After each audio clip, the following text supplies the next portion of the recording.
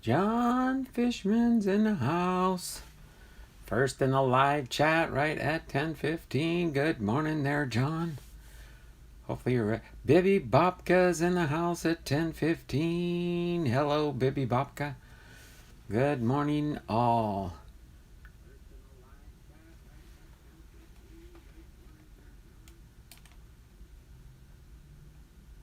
Like a minor. Chuck Dupree's in the house at 10:15. So far, 3 people chimed in right at 10:15. We will see if anyone else does. Uploading my first video right now. All right, Chuck, we finally got Chuck done some videos. Uploading his first video right now. Just found gallery at Walmart today. Did you watch the debate, Donald? Yes, I most certainly did. I would not have missed that one if my life depended on it.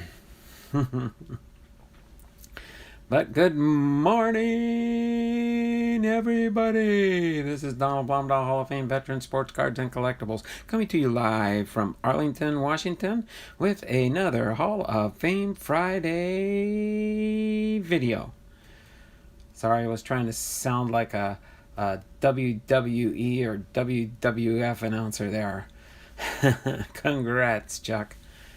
Yeah, I'm going to have to check Chuck's channel out and watch his first video. All right. So, of course, today, as most people know, we are doing Hall of Fame Friday, and then we are going to start breaking open the last part of Left Behind's mega box that he sent me. Donald Buffer? No, I'm not too buff. It doesn't look like the stream's buffering or anything.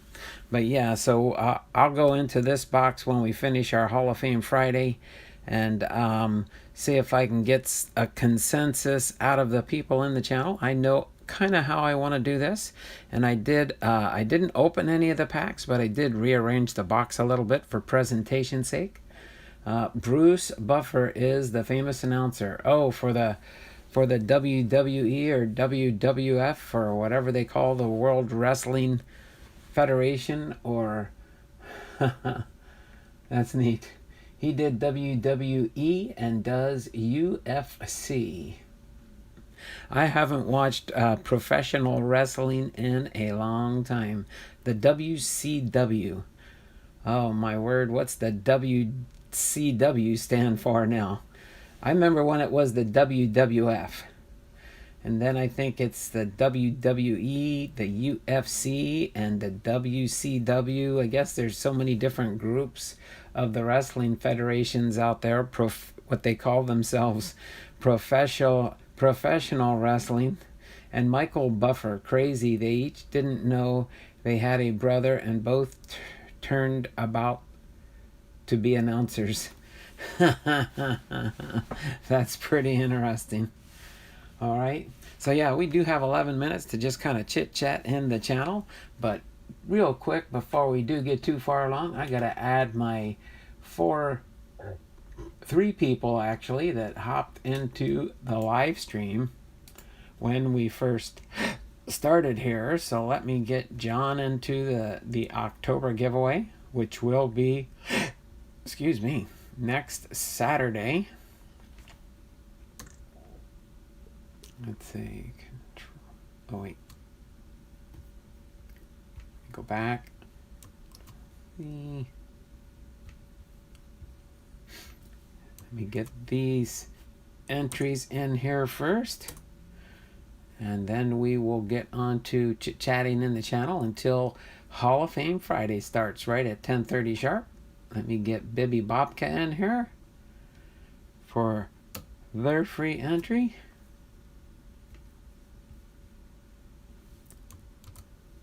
All right, and then let me get Chuck Dupree. Let's put Chuck in here now. Chuck Dupree. Let's see. Oh, that was silly. Put it in the wrong spot. Let me put it on the wheel of names. All right, let me save the file. So I got all the new names saved on there for sure.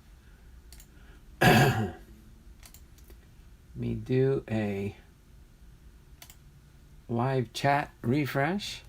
Save that file. Go. Some telemarketers trying to message me. FJ the Kong, how you doing there, sir? Or I don't know for sure, but FJ the Kong, thanks for popping in here at 10:30 sharp. We will get into our 10 Hall of Famers today. We will go through the 10 Hall of Famers. You can look in the description of this video if you scroll down, and you can see the 10 different Hall of Famers we're going to talk about today. So sorry about that brief little wheel or spinning little action there. I'm great. How are you? I am doing good today. It is our Hall of Fame Friday. We got a few more weeks and we'll be finishing off this type of Hall of Fame Friday inductions, and then we will move into the phase two of Hall of Fame Fridays. And trust me, we will have Hall of Fame Fridays for the next couple of years for sure. I'm just kind of debating on excuse me, on how to continue with my Hall of Fame Friday. It's 2020, Donald. You can't assume one's gender. Yes. Okay, there we go. I'm a male. Exactly. FJ DeKong, thank you very much for clarifying that. Now I know who I'm talking to when I do talk to you when you're chatting to me. Appreciate that. But other than that, yeah, I'm still formulating in my head. I have a couple more weeks to try and fully finalize it to continue on with my Hall of Fame Fridays. But it will be a biography series on every Hall of Famer in the Hall of Fame.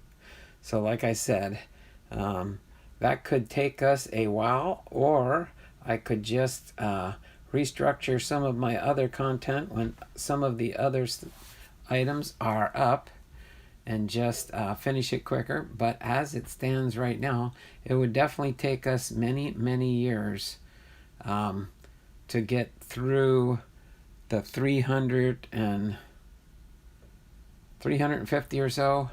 I think we'd be looking at about 7 years by the time I got through with it, because there would be a couple more years added into the mix as we'd roll along. So I'm a young one. Okay, no problem there, FJ Tikong.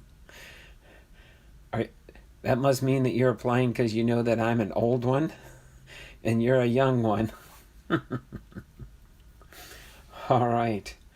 I'm like, I could probably be old enough to be your grandpa or great grandpa, possibly. Or at least I hope I am. All right, this is just awesome hanging out, chit-chatting before we get into our content at hand. But again, we will be doing part 4 also of Left Behind Time's Mega Box. I'm only 13. Well, at least you're a teenager. That's a good thing. So yes, you would be old enough to be I'm old enough to be your granddad, your grandpa, or grandpappy, or whatever you might call your grandparents. I know people come up with Papa, Ama, Grandpa, Grandma, Ama, different names for grandparents through the generations and through the different nationalities for the different names that they call and respect the elders. But fun nonetheless. But yeah, we will be finishing up the Left Behind Mega Box with this. I just say Grandma and Grandpa. There you go. That's the easy, safe way out. Grandma and Grandpa. So some of the younger ones in here, like Left Behind and Dearman and could be somebody like you. They like to refer to me as Uncle Donald. I guess I could be an uncle too. If you didn't want me to feel like I'm really old and being your grandpa, you can call me uncle. But other than that, we'll have some fun today. That's for sure. And we do have a couple more minutes here. I got to do one thing real quick. I forgot to grab something when I came into the studio here, if you want to call it a studio.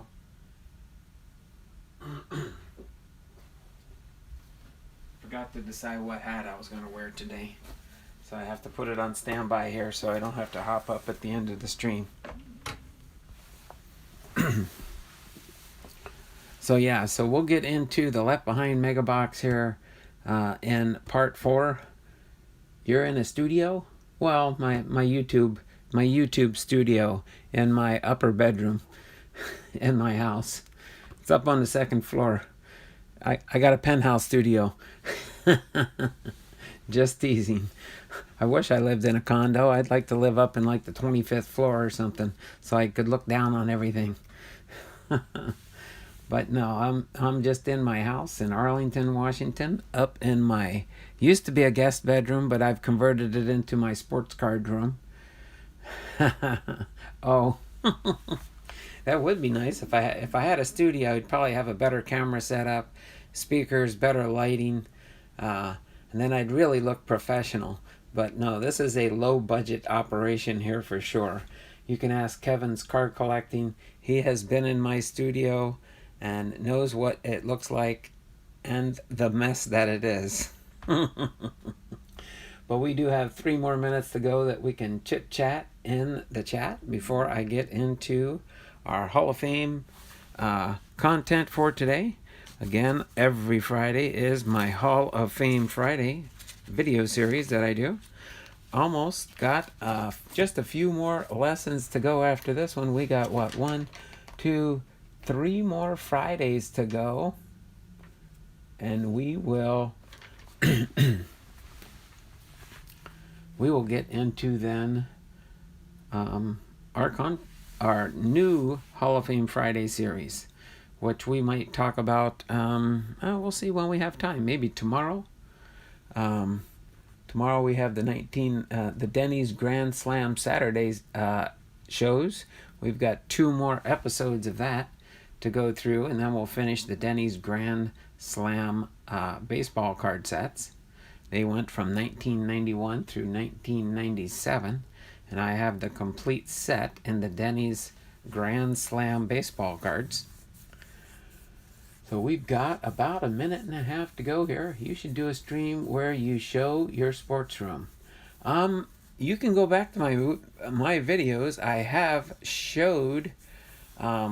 It would be nice if I could organize, and that's what my daughter wants me to do. She said she wants me to get it better organized, because right now if you came in here, there's barely room to walk around in my bedroom here, in this spare bedroom that used to be my son's bedroom before he went off to college and decided to live in Florida. So he lives in Florida now, so I knew he wouldn't be coming back, so I converted this into my baseball card room. I probably won't be able to make it to tomorrow's room because I might go to my card shop. Oh, that's perfectly fine. I wish I had a card shop to go to. This is my card shop. But we do have less than a minute to go here, and then we will get into our content at hand for highlighting the careers of these 1939 Hall of Fame inductees. And my computer just clicked over. When you organize, though, that's when you lose things. Yeah, I know, that's the sad part. Then I have to get used to where everything's at. Right now, I kind of know where everything's at.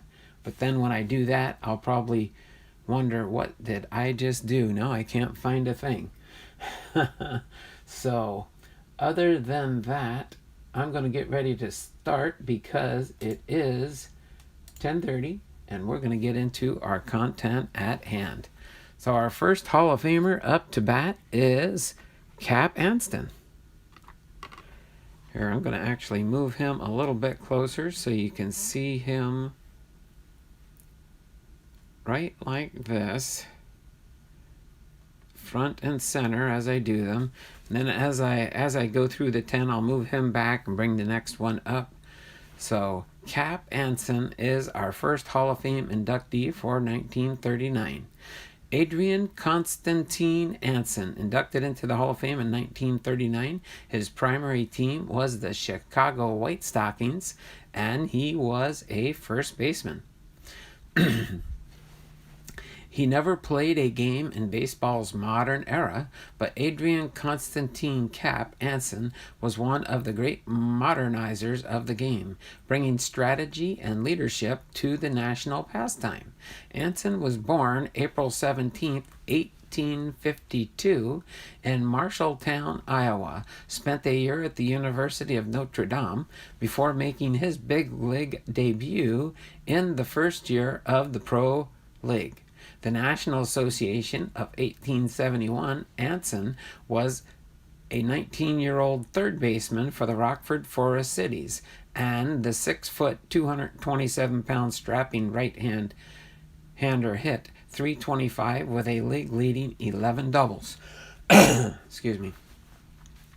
The next season, Anson hit .415 for the Philadelphia Athletics of the NA, driving in 48 runs in just 46 games. The NA is the National Association. In 1876, Chicago White Stockings president William Hulbert, looking to add talent to his club, negotiated a deal with Anson and other stars. Hulbert then helped form the National League, and that summer Anson hit .356 to lead Chicago to a 52-14 record and the first National League title. Anson would play 22 seasons for the team that became the Cubs, hitting at least 320 of those years. He moved across the diamond to first base in 1879 and led the league in RBI 8 times between 1880 and 1891, winning batting titles in 1881, 1887, and 1888. When he retired after the 1897 season at the age of 45, Anson owned big league records for games, hits, at-bats, doubles, and runs. He finished with 3,435 hits, becoming the first player ever to cross the 3,000 hit line. Anson also managed Chicago for 19 seasons, winning 5 National League pennants as a player/manager, while accumulating almost 1,300 career victories. He helped usher in popular strategies such as the hit and run and the pitching rotation.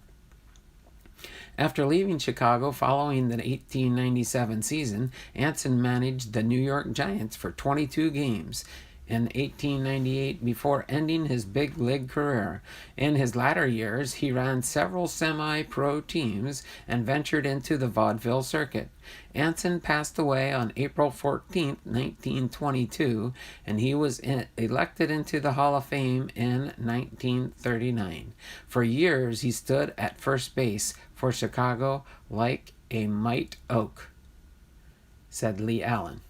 So as far as his career stats and career at a glance, he played in 2,524 games. He had 10,281 at-bats, scored 1,999 runs, 3,435 hits, 582 doubles, 142 triples, 97 home runs, 2,075 RBIs, 277 stolen bases.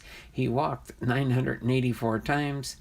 He had a batting average overall career of .334, an OPS of .841, an on-base percentage of .394, and a slugging percentage of .447. During his playing years, he played for the Rockford Forest Cities in 1871, the Philadelphia Athletics 1872 to 1875, and then the Chicago Cubs in 1876 to 1897. During his managing years, he managed the Philadelphia Athletics in 1875, the same time he was a player with them, and the Chicago Cubs from 1879 to 1890. 7, of which he didn't manage. He managed the Cubs, but didn't.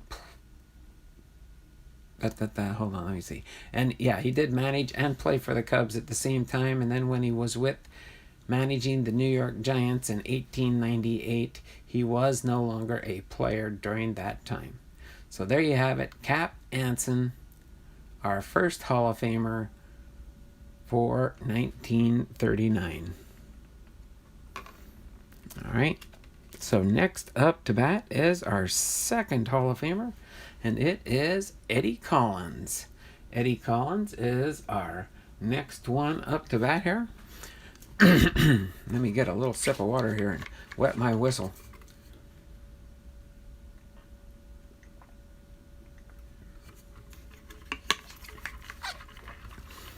All right. I thought it was kind of nice today. So don't forget, if you haven't already, thumbs up, thumbs up, thumbs up for me. We did have 6 thumbs up before I even started the live stream today, which was awesome.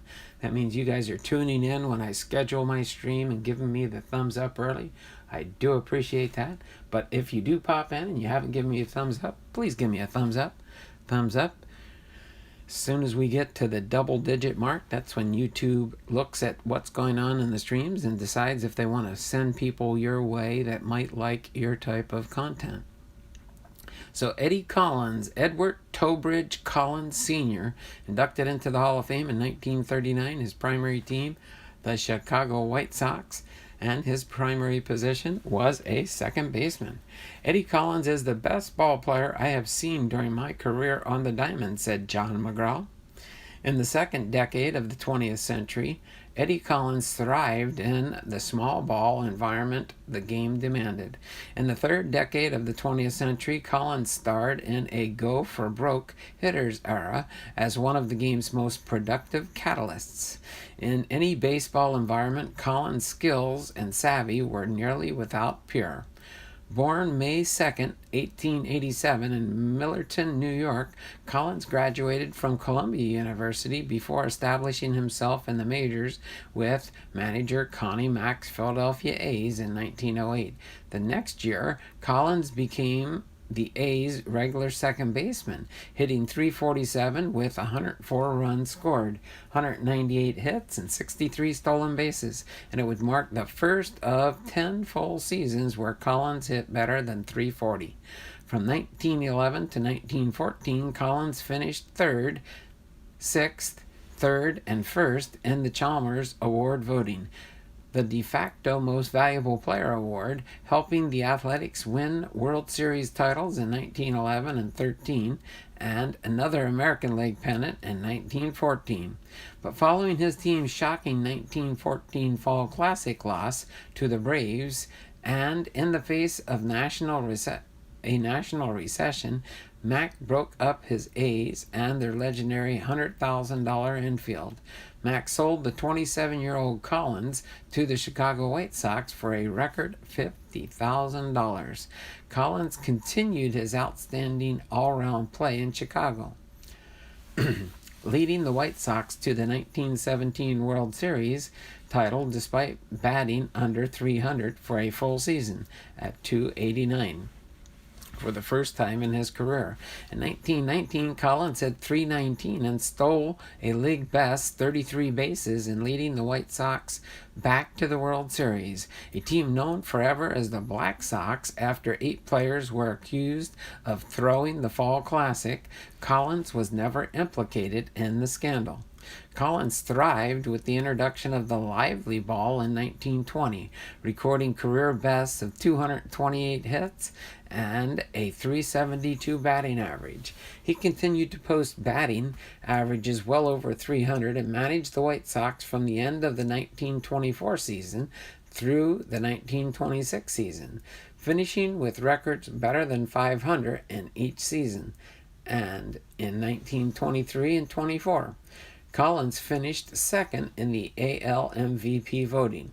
In 1925, Collins became just the 6th person to join the 3,000 hit club and the last for the next 17 seasons. Collins is one of only 5 players in history with more than 500 steals and a .400 on-base percentage. Collins was elected into the Hall of Fame in 1939, and he passed away March 25th, 1951. Eddie Collins was one of the most accomplished all-around ball players ever to play the game. They called Collins cocky. Not only he was arrogant, but because he was filled with confidence based on sheer ability, said author Jack Kavanaugh. His career stats and career at a glance: he played in 2,826 games. He had 9,949 at-bats, scored 1,821 runs, had 3,315 hits, 438 doubles, 187 triples, only 47 home runs, 1,300 RBIs, 741 stolen bases, 1,499 walks. He had a career batting average of .333, an OPS of .853, an on-base percentage of .424, and a slugging percentage of .429. He did play during his playing years for the Philadelphia Athletics from 1906 to 1914, the Chicago White Sox from 1915 to 1926, of which same time he was also the manager from 24 to 26, and then he played lastly for the Philadelphia Athletics from 1927 through 1930. So there you have it, our second Hall of Famer, Eddie Collins. Moving up to bat, number 3, Charles Comiskey. Charles Comiskey, the Old Roman, sometimes called. He was an executive in baseball. Charles Albert Comiskey, inducted into the Hall of Fame in 1939. Primary team was the Chicago White Sox, and he was an executive. Kevin's Car Collecting and More. How are you doing, Kevin? Thanks for popping into the stream here. Appreciate you taking time out of your day to listen to me in the background while you're working. Appreciate you being here, brother. Let me do a refresh on the chat so I know where I left off. In his 5+ decades in the game, Charles Comiskey found success as a player, manager, and owner at the big league level. Comiskey's baseball career began as a talented pitcher for amateur ball clubs in Chicago. Despite his father's objections, Comiskey jumped to a team in Dubuque, Iowa, where arm troubles forced him to switch to first base. Comiskey was one of the original first basemen who did not hug the line and played closer to second base to cut off grounders hit toward right field. In 1882, Comiskey was offered a contract by the St. Louis Brown Stockings in the New American Association. By the following year, Comiskey was managing the team at the age of 23 and guided St. Louis to 4 straight pennants from 85 to 88. And in 1886, Comiskey's Browns defeated Cap Anson's Chicago White Stockings of the National League in a 6-game series following the season, a precursor of the modern World Series. In 1892, Comiskey became manager of the National League's Cincinnati Reds. While there, Comiskey convinced sports writers Ben Johnson to form the Western League, an organization that would eventually challenge the powerful National League. Comiskey remained in Cincinnati for 3 years before purchasing the Western League's Minnesota franchise and moving to St. Paul in 1900. Comiskey received permission from the National League to move his club to Chicago, so long as he didn't use the city in the team's name. Happy to oblige, Comiskey cleverly named his team the White Sox. In reference to the National League team he defeated in the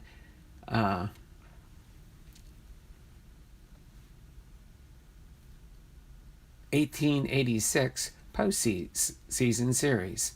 Together, Johnson and Comiskey positioned the Western League, now called the American League, as a direct competitor to the Senior National League. Meanwhile, Comiskey was building his Chicago club into a powerhouse. The White Sox captured American League pennants in 1901, the first year of the American League, and then again in 1906, when they went on to defeat the Crosstown Cubs in the World Series. In 1910, Comiskey paid roughly $750,000 to build his most tangible legacy, Comiskey Park, an impressive steel and concrete structure that would favor the White Sox's pitching and defense. Comiskey Park would become an enduring symbol of the team for the next 80 years. Comiskey was also building his reputation as a compassionate owner who loved his team's fans. He handed out nearly 75,000 tickets to schoolboys each season and let fans move to high-priced sheltered seats in the ballpark when it rained.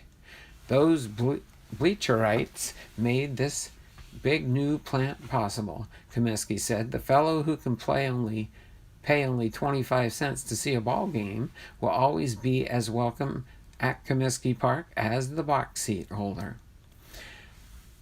Though his purse strings were tighter with his players, Comiskey spent enough to build a formidable squad in the 1910s, featuring players like Eddie Collins, Shoeless Joe Jackson, Eddie Cicotte, and the White Sox captured Comiskey's second World Series championship in 1917. Comiskey continued as owner of the White Sox until his passing on October 26, 1931, and he was elected into the Hall of Fame in 1939. The fellow who can pay only 25 cents to see a ball game always will be just as welcome at Comiskey Park as the box seat holder. Again, that was said of him, Charles Comiskey. All right, so as far as just essential stats on him, he played for the St. Louis Brown Stockings in 1882 to 1889, the Chicago Pirates in 1890, the St. Louis Brown Stockings in 1891, and then the Cincinnati Reds from 1892 to 1894.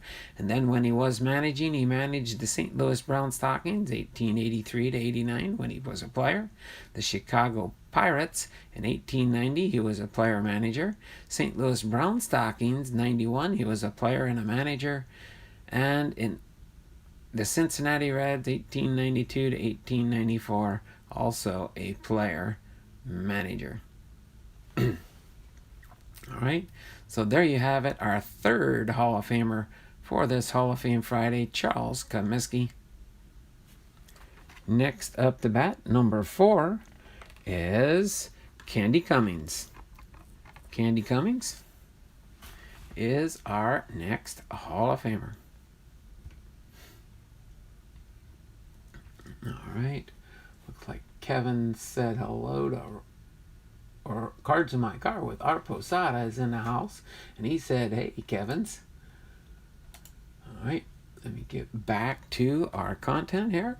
Again, Hall of Famer number 4, Candy Cummings, William Arthur Cummings, inducted into the Hall of Fame in 1939. His primary team was the Hartford Dark Blues, and again, he was also inducted as an executive. With 145 wins to his credit and an early retirement from professional baseball at age 28, William Arthur Candy Cummings does not possess a typical Hall of Fame resume for a pitcher. However, despite Cummings' short career, he is often cited with the invention of a new pitch called the curveball that made him one of the most influential pitchers in baseball history. It began on a Brooklyn beach one day in 1863 when the 14-year-old Cummings was throwing seashells into the Atlantic Ocean. Cummings and his friend found that they could easily make flat circular shells curve in the air. We became interested in the mechanics of it and experimented for an hour or more. Cummings later recalled, all of a sudden it came to me that it would be a good joke on the boys if I could make a baseball curve the same way. At 5 foot 9 inches and 120 pounds, Cummings found his new pitch could help him thrive against bigger and more powerful hitters. As he constantly tinkered with his grip and release from the underhand throwing motion, Cummings saw his curveball beginning to pay dividends. In 1865, the 17-year-old posted a remarkable 37-2 record for the Brooklyn Star Junior Amateur team. He was so dominant that his teammates called him Candy, which was a popular Civil War era nickname for a man who was the best at his craft. Later that year, Cummings was invited to join the Brooklyn Excelsiors, one of the premier clubs in America at that time. The pitching and general play of young Cummings in this match marks him a future Excelsior player of note, wrote Hall of Fame sports writer Henry Chadwick in 1866. The following season, Cummings' curveball finally developed the break he was looking for in a game against Hartford. When a Hartford batter struck at the ball, it seemed to go about a foot beyond the end of his stick. Cummings recalled, I tried again with the same result, and then I realized that I had succeeded at last. A surge of joy flooded over me that I shall never forget. Cummings continued, I said not a word and saw many a batter at that game throw down his stick in disgust. Every time I was successful, I could scarcely keep from dancing with pure joy. As one of the few pitchers in America with a curveball in his arsenal, Cummings rapidly became one of the game's most dominant hurlers. In 1871, Chadwick named Cummings the most outstanding ball player in the United States. The following spring, Cummings attracted offers from 3 National Association clubs before beginning his professional career with the New York Mutuals. At age 23, Cummings finished 53 of 55 starts for the Mutuals and combined a 33-20 record on the mound. Garnering increasingly high contract offers, Cummings pitched for 4 different teams over the next 5 seasons, averaging 22 wins with a 2.25 ERA. On September 9, 1876, Cummings made history again as the first pitcher to record 2 complete game victories in the same day. By the end of 1877 season, a handful of pitchers had successfully learned how to throw Cummings' curve, and hitters began learning how to hit it. Cummings left the National League that winter to become the first president of the new International Association. He would pitch sporadically until his final retirement in 1884. But my idlest dreams of what a curveball would do, as I dreamed of them that afternoon while throwing clamshells, have been filled more than 100 times. Cummings recalled, at the time I thought of it only as a good way to fool the boys. Its real practical significance never entering my mind. I get a deal of pleasure on how my old age out of going to games and watching the curves, thinking that it was through my blind efforts that all this was made possible. Cummings passed away on May 16, 1924, and in 1939, Cummings and his curveball were honored with his election to the Hall of Fame. A surge of joy flooded over me that I shall never forget. I felt like shouting out that I had made a ball curve. I wanted to tell everybody. It was too good to keep to myself, said Candy Cummings. His career at a glance, he only played in 242 games, but he did have 145 wins and 97 losses, and he had a .607 winning percentage. He played for the New York Mutuals in 1872, the Baltimore Canaries in 1873, the Philadelphia Whites in 1874, the Hartford Dark Blues in 1875 and 1876, and the Cincinnati Reds in 1877. So he only played ball for about 6 years. 5 years. No, 6 years. All right. So there you go. Our 4th Hall of Famer, Candy Cummings.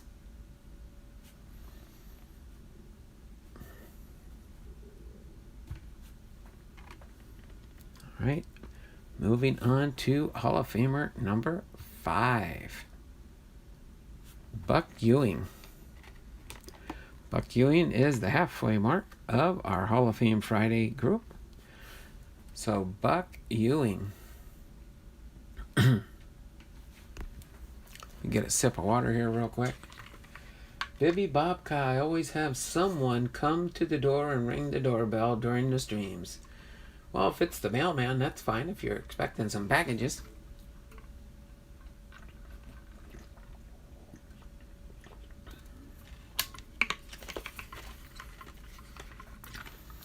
Buck Ewing, whose full name is William Ewing, inducted into the Hall of Fame in 1939. His primary team was the New York Giants, and he was a catcher. In the early years of the Veterans Committee selections, electors were charged with identifying 19th century players worthy of Hall of Fame induction. In 1939, the museum's inaugural year, the committee, then called the Centennial Commission, comprised of just 3 men: Commissioner Kinshaw Mountain Landis, National League President Ford Frick, and American League President Will Hartridge. These men elected 6 to add to the Hall of Fame: Albert Spalding, Cap Anson, Charles Comiskey, Old Hoss Radburn, Candy Cummings, and premier catcher of the time, Buck Ewing.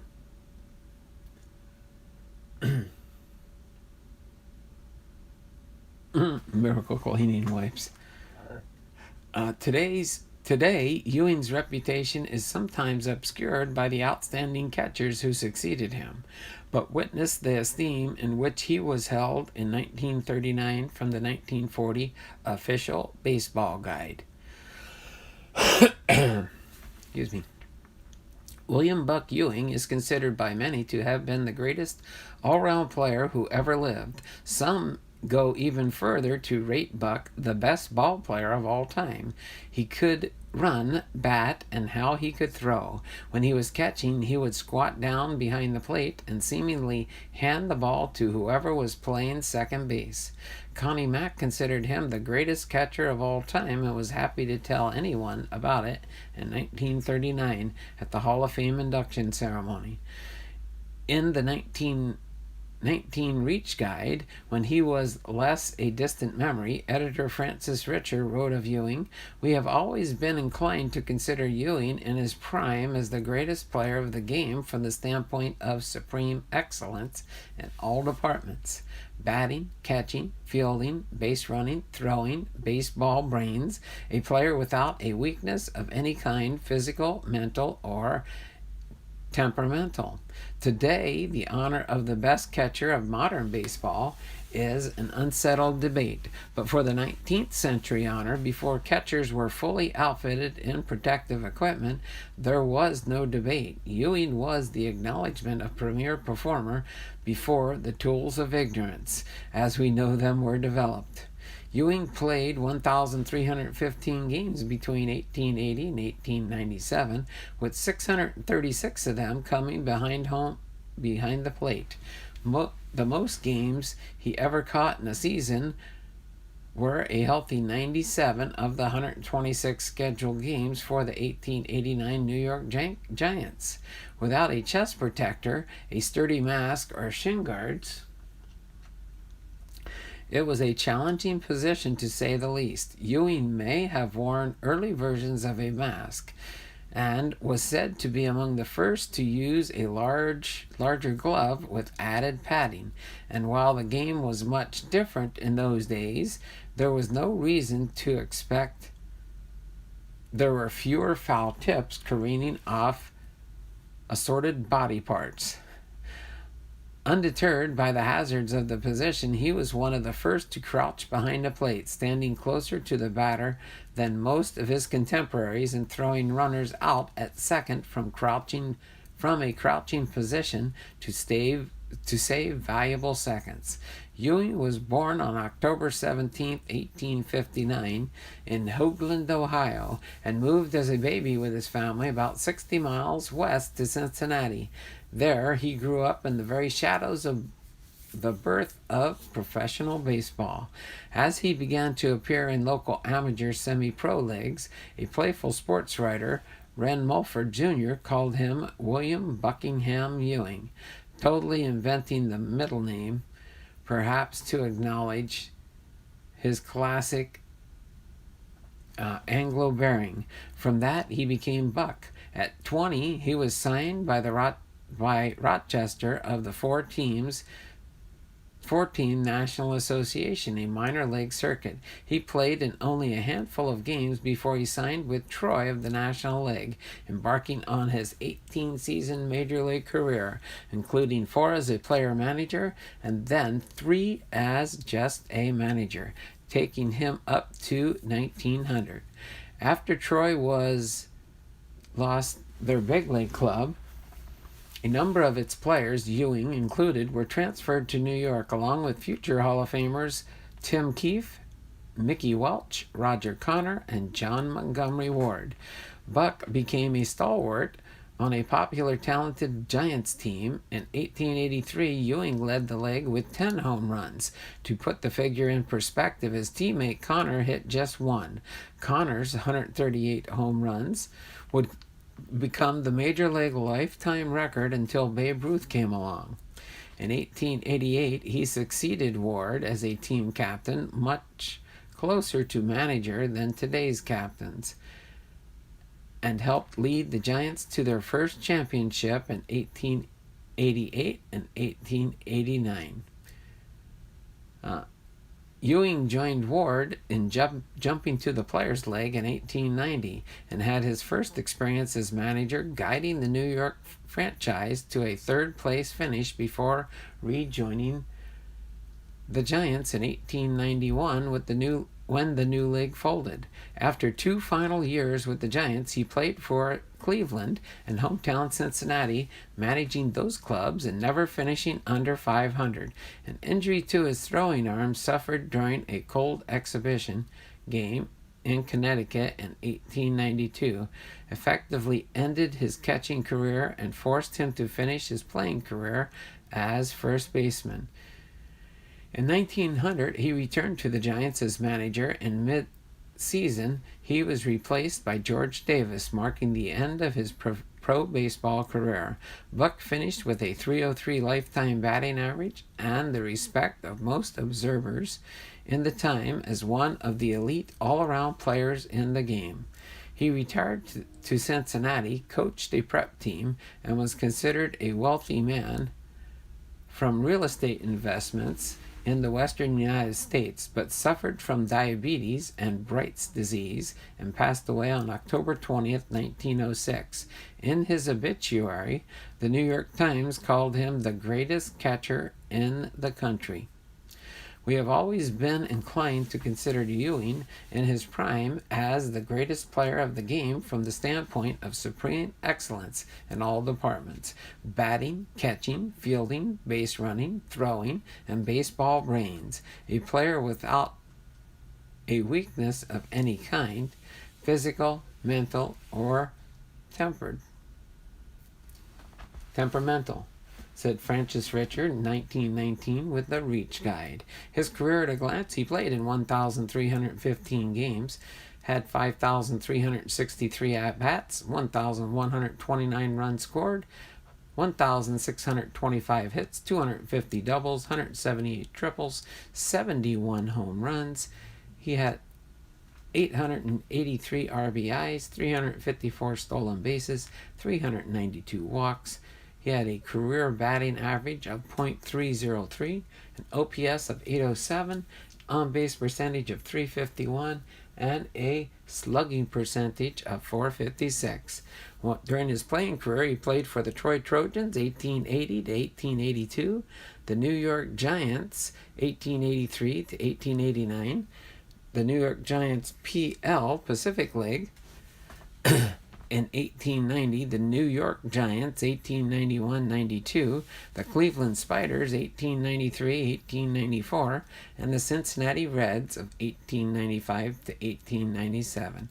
During his managing years, the New York Giants, PL 1890, Cincinnati 1895 to 1899, and the New York Giants in 1900. So there you have it, Buck Ewing.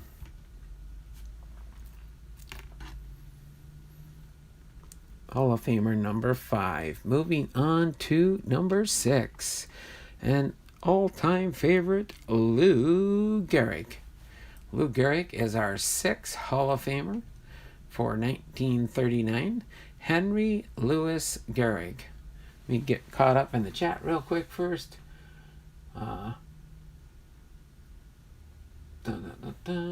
Best catcher of recent times is Carlton Fisk. Super short print car breaks. Jonathan's here. Hi all. Chuck Dupree, SSP. What's up, brother? Hey Chuck. How have you been? Been good. Busy working a lot. All right. Thanks for popping into the stream there, Jonathan. Appreciate you being here. All right, let me get back into Lou Gehrig's induction information for the 1939 Hall of Fame. All right, and his primary team was the New York Yankees. His primary position, he was a first baseman. So I took the 2 most expensive aspirins in history. Yankees first baseman Wally Pipp, who sat out a 1925 game with a headache and lost his position to Lou Gehrig, who would play every game there for the Yankees until his retirement in 1939. If you look up the word ball player in the dictionary, it is possible they'll have a picture of Lou Gehrig, stalwart New York Yankee first baseman. Gehrig is chiefly known for playing in 2,130 consecutive games for the Yankees, a magnificent streak long thought to have been unbreakable until Cal Ripken Jr. came along. Lou Gehrig wore uniform number 4 because he hit behind Babe Ruth, the 3rd batter in the Yankees lineup, one of the most magnificent hitters and run producers in history. Gehrig was often overshadowed by Ruth, who was not only an unparalleled hitter, but was as outgoing and as flamboyant as Gehrig was reserved and quiet. He just went out and did his job every day, Hall of Famer Bill Dickey said of Gehrig. Gehrig scored more than 100 runs and recorded at least 100 RBIs for 13 straight seasons in a career that featured just 14 seasons as a regular player. He led the American League in runs 4 times, home runs 3 times, RBIs 5 times, on-base percentage 5 times, and batting average once. He finished among the league's top 3 hitters in batting average 7 times, and he racked up 8 200-plus hit seasons. In 1931, he set the American League's single-season RBI mark with 185, hitting behind Ruth, who knocked in 162 of his own.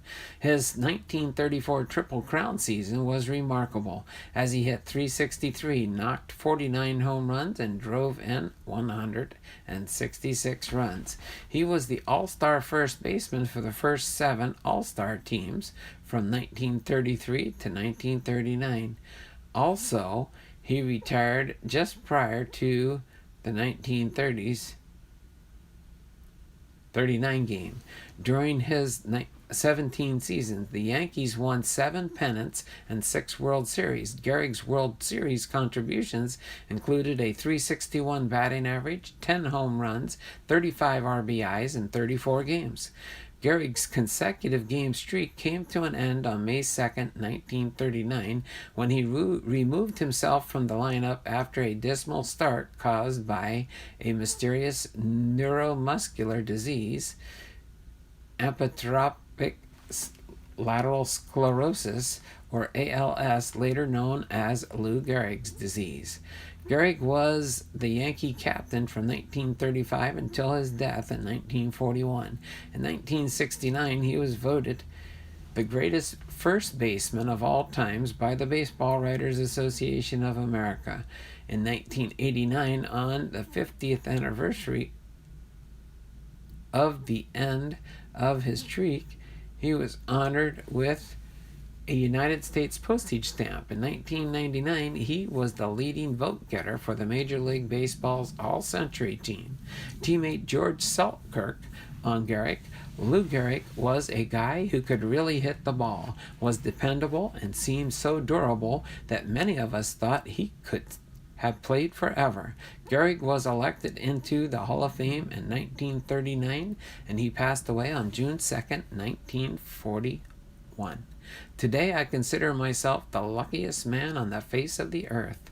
That was said by Lou Gehrig.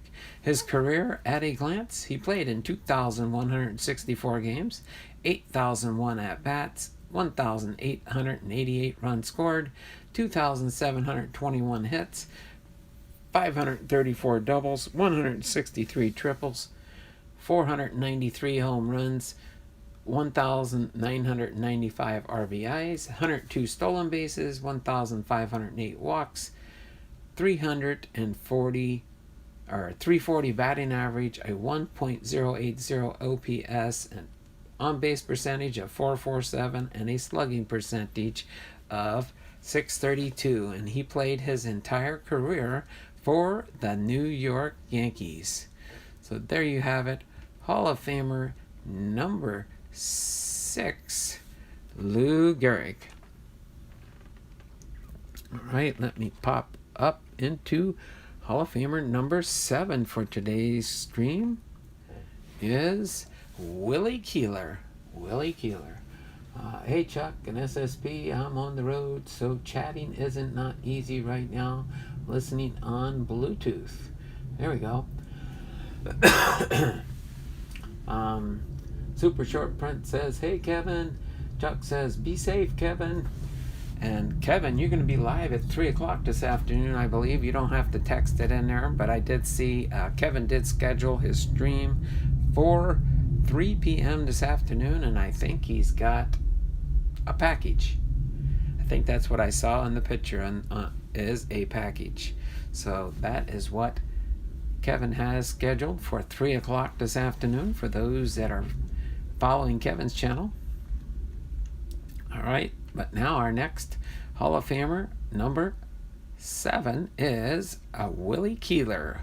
William Henry Keeler, inducted into the Hall of Fame in 1939. His primary team was the New York Yankees, and he was a right fielder. All right, William H. Wee Willie Keeler was one of the smallest players ever in Major League Baseball at 5'4". Wow, he's shorter than me. I'm not that tall. I'm only 5'6". Used to be 5'7", if that makes any sense. 140 pounds, but he had one of the biggest bats in the game, both figuratively and literally, weighing up to 46 ounces. Dun, dun, dun. Yeah, exactly. I want to see Chuck's video too. All right. So his motto was, keep your eye on the ball and hit them where they ain't. And it certainly worked for the third baseman turned outfielder. Keeler had 13 straight seasons in which he batted over 300 and reached the mark in 16 of 19 years he played. He had a lifetime average of .345, and for 7 straight seasons, he also had an on-base percentage that was above .400. In 1894, he batted .371, scoring 165 runs and notching 94 RBIs. He also hit 22 triples that year, his first year with the Orioles. It was the same season in which he began his streak of 8 consecutive years with 200 or more hits, a record that held for more than 100 years. Keeler was the leadoff man for 9 seasons in Baltimore and Brooklyn, winning 5 pennants over that span, and seeing his team take second place in the race 3 times. During those 9 years, he averaged 212 hits and 134 runs per season. He hit .373 during those years. His best season came in 1897 when he batted .424, which is the highest average for a left-handed hitter in baseball history. He led the National League with 239 hits in only 129 games, and Keeler also started the season with a 44-game hitting streak, beating the previous record of 42. His new mark stood for 44 years before being broken by Joe DiMaggio.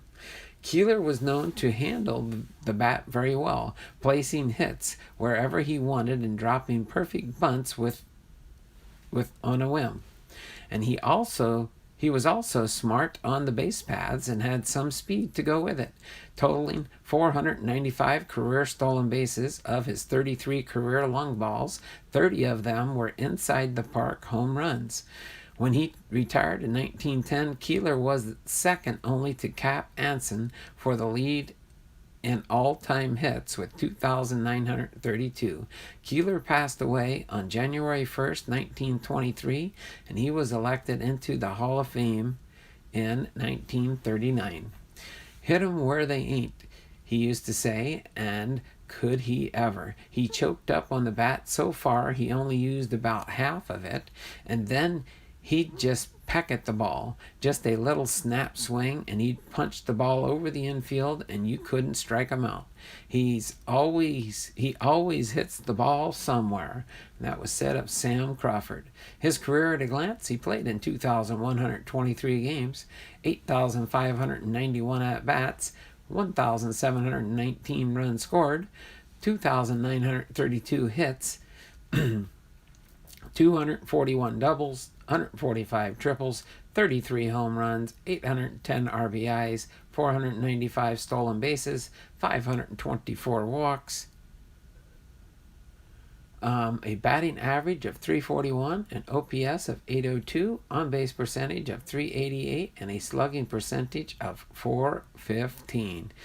And he played during his career for the New York Giants in 1892 to 93, the Brooklyn Dodgers in 1893, Baltimore Orioles from 1894 to 1898, the Brooklyn Dodgers 1899 to 1902, the New York Yankees from 1903 to 1909, and the New York Giants in 1910. So there you have it, Willie Keeler. Willie Keeler was our 7th Hall of Famer for 1939. Moving up to number 8. Number 8 is Charles Radbourn. Charles Radbourn.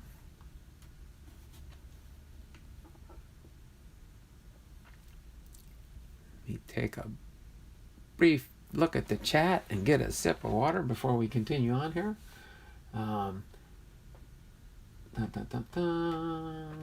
Okay. Nothing new in the chat. Let me get a sip of water here real quick.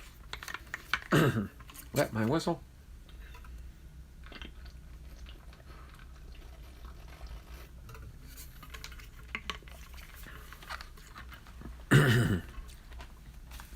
All right, Old Hoss Radbourn. Charles Radbourn, inducted into the Hall of Fame in 1939. Primary team was the Providence Grays, and he was a pitcher. During 11 seasons in the big leagues, Charles Old Hoss Radbourn won an incredible 310 games. No pitcher in baseball history was as successful over a similar span. Pitching mainly during the 1880s, when hurlers worked virtually every day, Radbourn's statistics are almost unfathomable by today's standards. In his rookie season with the National League's Providence Grays in 1881, Radbourn went 25-11 with a 2.43 ERA and 325 and a third innings, leading the National League with a .694 winning percentage. He made 36 starts, completing 34 of them, and he would not pitch as few innings again in a season until 1888. 8.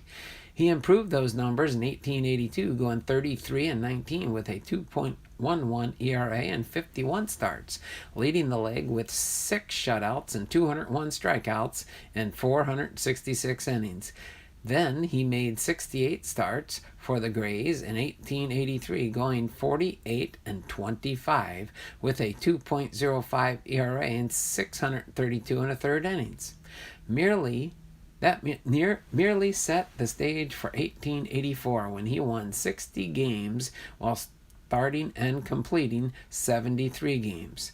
He pitched 678 2/3 innings, posted a 1.38 ERA, and struck out 441 batters. That season, Radbourn at first took a back seat to the Grays' other starting pitcher, Charles Sweeney, and was suspended without pay by mid-July for a fight with Sweeney. But when Sweeney quit the team on July 22nd, Radbourn came to the team with an offer to pitch every game the rest of the season in exchange for a raise. Radbourn pitched Providence to an 84-28 record, first place in the National League, a 3-game sweep of the 1884 championship series between Providence and the New York Metropolitans of the American Association. He started and won 3 games in that championship series, allowing no earned runs in 22 innings of work. Radbourn never again reached his 1884 numbers, but won 28 games in 445 2/3 innings in 85 before playing 4 seasons for the National League's Boston Beaneaters, reaching the 20-win mark 3 times. He won 27 games for the Boston Reds of the Players League before returning to the National League's Cincinnati Reds and the National League for his final big league campaign in 1891. He finished with a record 310 and 194 and a 2.68 ERA. Radbourn passed away on February 5th, 1897, and was elected into the Hall of Fame in 1939. He had a wonderful grit and perfect command. Radbourn could throw the ball just where he wanted to, and that was just where the batsman did not want it. For no pitcher ever had the weaknesses of the batsman who forced him down to a fewer point than old Rad. That was said of Frank Bancroft. As far as his career stats and career at a glance, he played in 527 games, 4,328 hits, 2,273 runs, innings pitched 4,527 and third innings, 310 wins, 194 losses, a winning percentage of .615, games started 502, ERA 2.68, 488 complete games, 35 shutouts, a whip of 1.149. He had 2 saves in his career, earned runs 1,347, 875 walks, 1,830 strikeouts. During his playing years, he played for the Providence Grays from 1881 to 1885, the Boston Braves from 1886 to 1889, the Boston Reds from 1890, and the Cincinnati Reds in 1891. So there you have it. Hall of Famer number 8 out of the 10 we're highlighting today for 1939. So next up to bat, Hall of Famer number 9 for today is George Sisler. All right. So George Sisler is Hall of Famer number 9 out of our 10 Hall of Famers for today. So George Harold Sisler, inducted into the Hall of Fame in 1939. Primary team was the St. Louis Browns, and he was a first baseman. All right, a 5-tool player before the term came into vogue. George Sisler began his career as a pitcher before becoming one of the game's greatest hitters. After graduating with a mechanical engineering degree from the University of Michigan in 1915, Sisler moved right onto the roster of the St. Louis Browns, starting his career as a pitcher. He eventually became a first baseman in order to get his powerful left-handed bat in the lineup every day. Peerless defensively, at first, Sisler also excelled with his 42-ounce bat in hand. In a big league career that lasted 15 seasons, Sisler batted better than 313 times, including league-leading averages of 407 in 1920 and 420 in 1922. His 257 hits during the 1920 campaign remained a modern major league record until Seattle's Ichiro Suzuki broke it in 2004. A skilled base runner as well, Sisler led the league in stolen bases 4 times. Ty Cobb, an American League rival for many years, once called Sisler the nearest thing to a perfect ball player he had ever seen. Sisler claimed that the fact he was once a pitcher helped make him a better hitter. I used to stand on the mound myself, study the batter, and wonder how I could fool him. He said, now, when I am at the plate, I can more easily place myself in the pitcher's position and figure out what is passing through his mind. At the height of his success as a player, Sisler missed the entire 1923 season due to a sinus infection that produced double vision. He would come back to play another 7 seasons, hitting .320 during that span, but he would acknowledge that he was never quite the same hitter. Ending his career with 2,812 hits and a .340 batting average, Sisler was inducted into the Hall of Fame in 1939, and then Sisler passed away on March 26, 1973. In that one season, 1922, Sisler was the greatest ball player who ever lived, said Branch Rickey. For his career stats and career at a glance, he played in 2,055 games, had 8,267 at-bats, 1,284 runs, 2,812 hits, 425 doubles, 164 triples, 102 home runs, 1,178 RBIs, 375 stolen bases, 472 walks. He had an batting average of .340 through his career, an OPS of .847, an on-base percentage of .379, and a slugging percentage of .468. During his playing career, he played for the St. Louis Browns from 1915 to 1922. He was a manager for the St. Louis Browns from 1924 to 1926. He played for the Washington Senators in 1928 and the Boston Braves in 1928 through 1930. So there you have it, the 9th Hall of Famer for 1939, George Sisler. Now coming up to bat is our final Hall of Famer for 1939, and that is Al Spalding, whose primary team was the Chicago White Stockings, but he was an executive. All right, Albert Goodwill Spalding, inducted in 1939. While the pyramids of Egypt would hardly qualify him as Barnes, they did prove the setting of one of baseball's great brainstorming trips. Albert Goodwin Spalding led the way. Following the 1888 season, the well-respected businessman and former pitcher led a group of 20 National League players on a round-the-world brainstorming sweep, visiting 8 countries and returning home with just days to spare before the 1889 season. The logistics and travel burdens of such a journey were certainly challenging for the 19th century, but Spalding proved himself the man to take on the responsibility. Spalding was 38 at the time, a native of Byron, Illinois.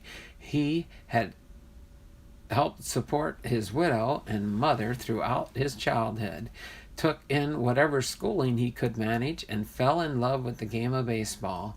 With the birth of the National Association in 1871, Spalding joined Harry Wright's Boston franchise and merged as the team's star pitcher and team captain. Boston won the pennant each year from 1872 to 1875.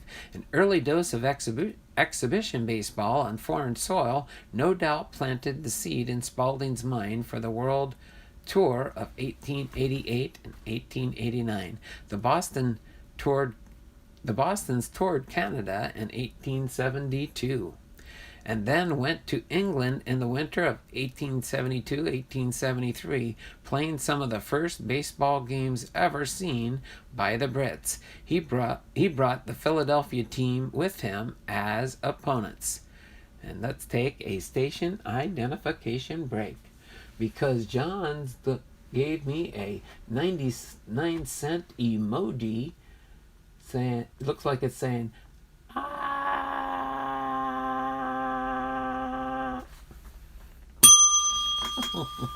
There's for that 99 cent super emoji chat from John Fishman. Thanks, John. Appreciate that. Let me get you included in for another entry into the October giveaway. Let me save the file here, make sure we're good to go. Then we will get back to our content at hand. Almost finishing up without a super chat, but that's okay. I always like a commercial break. Oh my word, there we go, there's another one. Criterium Racer wanted to get in on the action. Thanks, Criterium Racer. Let me get your entry in here for the October giveaway on my WILLIE names. Let me get this here.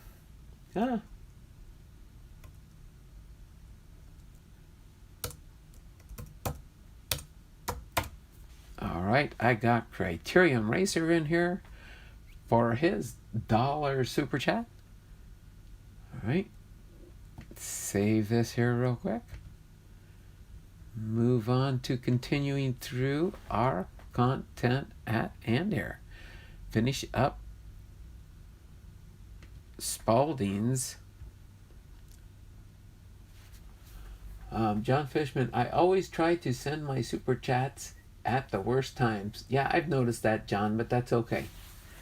I caught it out of the corner of my eye and just wanted to finish the paragraph that I was on. So now we will continue on. An early dose of exhibition baseball on foreign soil no doubt planted the seeds in Spalding's mind for his world tour of 1888 and 1889. The Bostons toured Canada in 1872 and then went to England in the winter of 1872 and 73, playing some of the first baseball games ever by the Brits. He brought the Philadelphia team with him as opponents. In 1876, the National Association morphed into the National League. That's right, money is money. With Spalding helping to draft the new league's constitution. In April, now wearing a Chicago uniform, Spalding beat Louisville 4-0 in the White Stockings' first game. He went on to record a 47-13 record in that inaugural season, but with curveball pitching becoming the order of the day, something Spalding never was able to master. His playing days were limited by the league's second season. His time as a regular player drew to a close at the age 26. He finished his career with a record 252 and 65 over 7 seasons, leading his league in wins in each of his 6 seasons as a regular pitcher. During the 1876 season, Spalding and his younger brother opened a sporting goods store at 118 Randolph Street in Chicago. A.G. Spalding and Brothers took off, with Spalding providing uniforms and baseballs for the National League, buying advertising everywhere to celebrate it. The business thrived. The following year, they added a publishing division, putting out manuals, histories, and guides to baseball and many other sports. The company produced baseballs for the American and National Leagues until 1976 and remains one of the best-known brands in sports equipment. In the 1880s, while running his business, Spalding also served as president of the White Stockings, best known for his record-setting sales of King Kelly and John Clarkson from his vantage point in the game. And sensing the great adventure it could be, he began to conceive his round-the-world mission during the 1888 season, but assembling his roster and financing the mission would be challenges. To openly ask for volunteers was out of the question because it would be certain to result in a deluge of applications from undesirable players in the fraternity, Spalding said. So he created in his mind a list of all-American types whose clean habits would reflect credit upon the country and the game.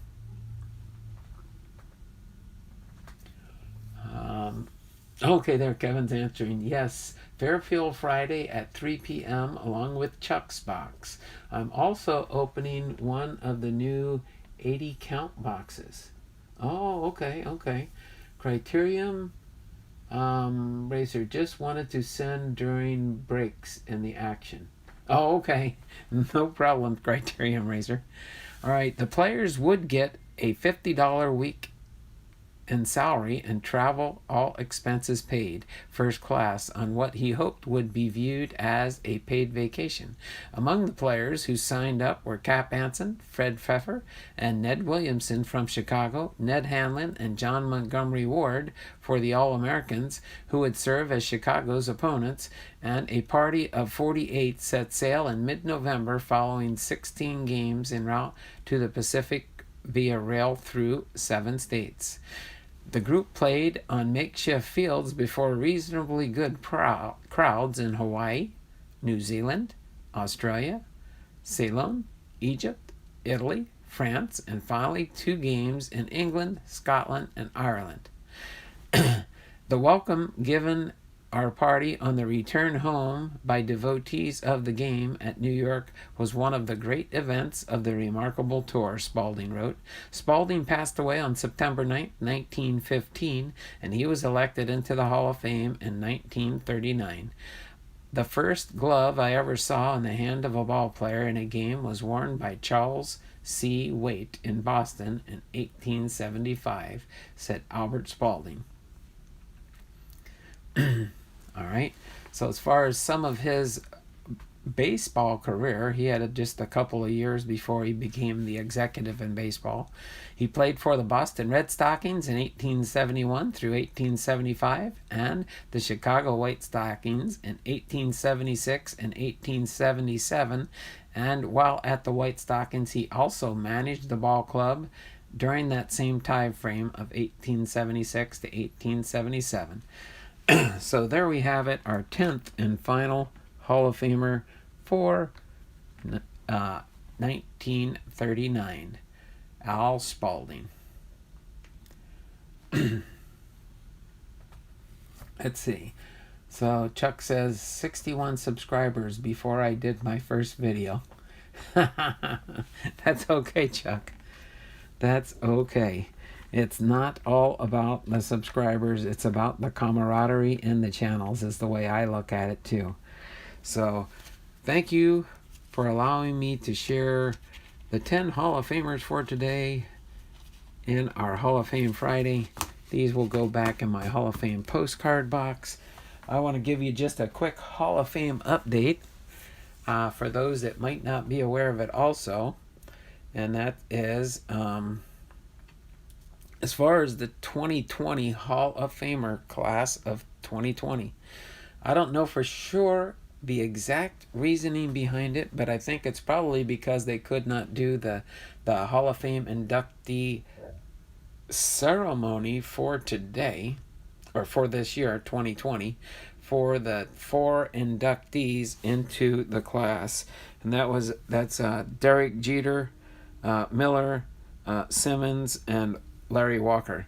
As far as their induction for the 2020 year, it looks like now that when I've checked out the Hall of Fame website, it looks like they moved their induction ceremony to 2021.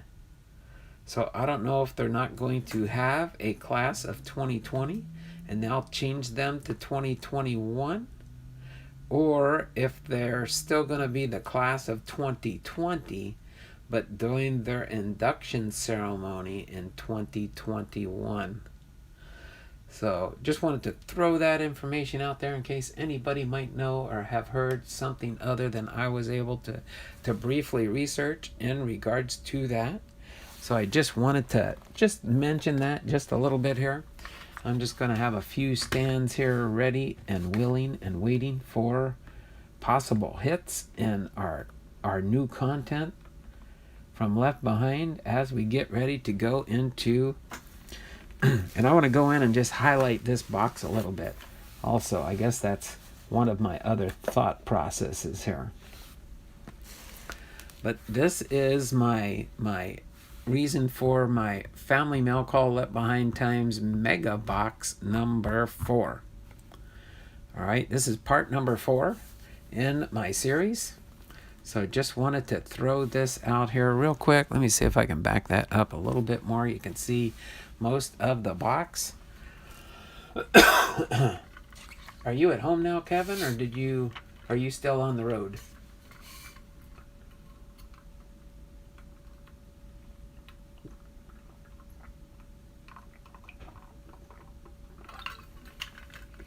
Just kind of curious. I find it funny. That's okay, Chuck. That is cool.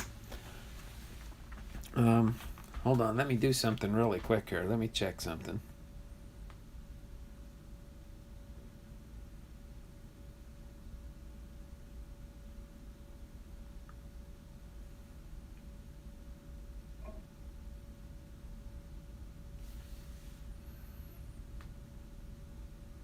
Okay. Sorry, hold on just a minute here.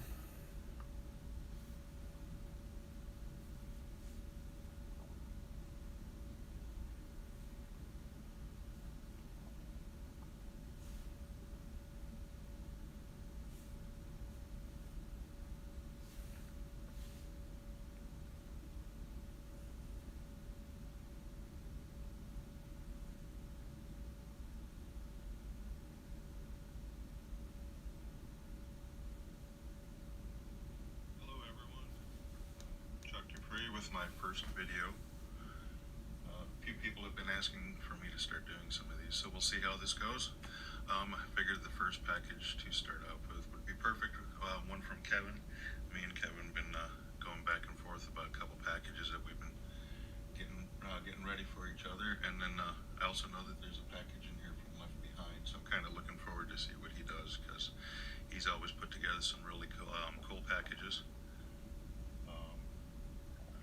Not really sure how I'm going to do my setup yet. This is, just temporary. But you better believe that the cross and the flag will be part of my background in some way. Amen. And it will definitely be the thin blue line, because if you don't support our police, you have no reason to be on my page. And anybody says anything negative about our police, I'll block you. It's just the way it is. Amen. So let's get started on this package, and we'll see what Kevin sent for me. All right, just wanted to show that brief introduction into Chuck's video. Hope you don't mind me doing that there, Chuck. Who do you think will win tonight? I don't know for sure. The better team's going to win. It's just watching the World Series and see how it plays out. But I gave my prediction yesterday. Go back, watch the video, the end of the video yesterday, and you'll see what my prediction, what I'd like to see. Don't know for sure if it'll happen that way, but we'll see. The better team will win for sure. Nobody's seen Left Behind yet. He hasn't showed up. Sometimes he'll show up near the end of my streams, but I'm not going to go too terribly late today. But I just kind of wanted to show the box here that Left Behind did give me. and that's going to be the highlight of these next openings for sure. I do like this one here. We got Griffey here. He knows my three main players I like is Griffey, Cal Ripken Jr., then Ichiro, of course, any Seattle Mariners. The designing he did on this box is phenomenal. Blom ball cards. National Baseball Hall of Fame. This one here, the different Seattle Mariner logos here with the little logo in the center there, you'll see that. True to the Blue. He's heard me talk that a lot. Look for autograph cards. He specified that on there. So we might have more than one autograph card in this box. The real one, baseball Mariners cards. An authentic sticker from Major League Baseball. And I did pick up on this there, left behind. Topps baseball, or Topps emblems everywhere and stuff, but he did say this is Series 1. So we never know. Down the road, there might be a Series 2. We shall see. But then before I do get to opening this box, I know I did highlight this one before. You can see it says, Find Autograph, Ken Griffey, Father and Son, 2020 Baseball Series 1. And this is, by the way, a 1989 baseball box. Seattle Mariners there. The real one, Mariners cards, baseball. I like that there. But all the detailing he put into this box is just amazing. You see the side of the box here, Topps, Seattle Mariners, right over the baseball emblem here, the real one. Seattle Mariners baseball cards. Here we got an Ichiro Suzuki here, taking place of the original pictures that were on here. It does show it is the 1989 Topps baseball. He definitely didn't cover that one up there. Another late logo there. And then on every side of the box here, the Seattle Mariners cap on the top here, above the Topps logo, baseball, the real one. Mariners cards. Another Cal Ripken Jr. here with the Seattle Mariners, though, of course. Go see Cal. Baltimore Orioles, tried and true. And then, of course, another Cal Ripken Jr. here, Seattle Mariner logo here, Mariners, the baseball, the real one, Mariners cards. I'm surprised he just didn't decorate the bottom of the box. That would have been another ultimatum cool one. But it shows you it is an original Topps 1989 baseball box that he did use for repackaging and repurposing. And then it gets even better there. You even see you open up the flap here, and it shows Seattle. Oh my word. Look for relic and autograph.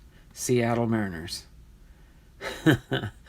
I almost was tempted to just open this up and fold it, but you can see on the top here too, he's got on here, it's a hit. It's a hit. When you open up the flap.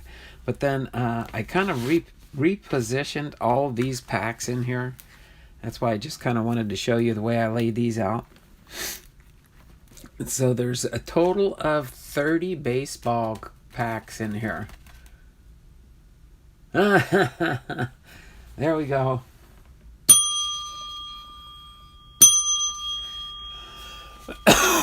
Commercial break here. Commercial break. Left Behind says, pull fire, Uncle D. I'm at work lurking. Kevin says, Aaron Rodgers is a great Packer. Left Behind is a great repacker. That is for sure, Kevin. He is this is just going to be a memorable box opening for sure. And in just a second here, I'll tell you what I'm going to do here as far as open ups. Nope, not that. Get on the name there, Blomdahl. Left Behind. Highlight that one. All right, let me get his 2 entries into the wheel of names here.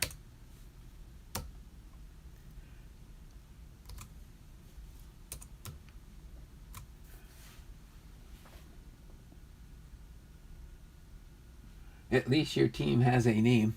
All right. So there we go. Got Left Behind added in here. Let me save this. Boy, my wheel of names is growing this month. It seems like every month it gets more and more names on the wheel. All right.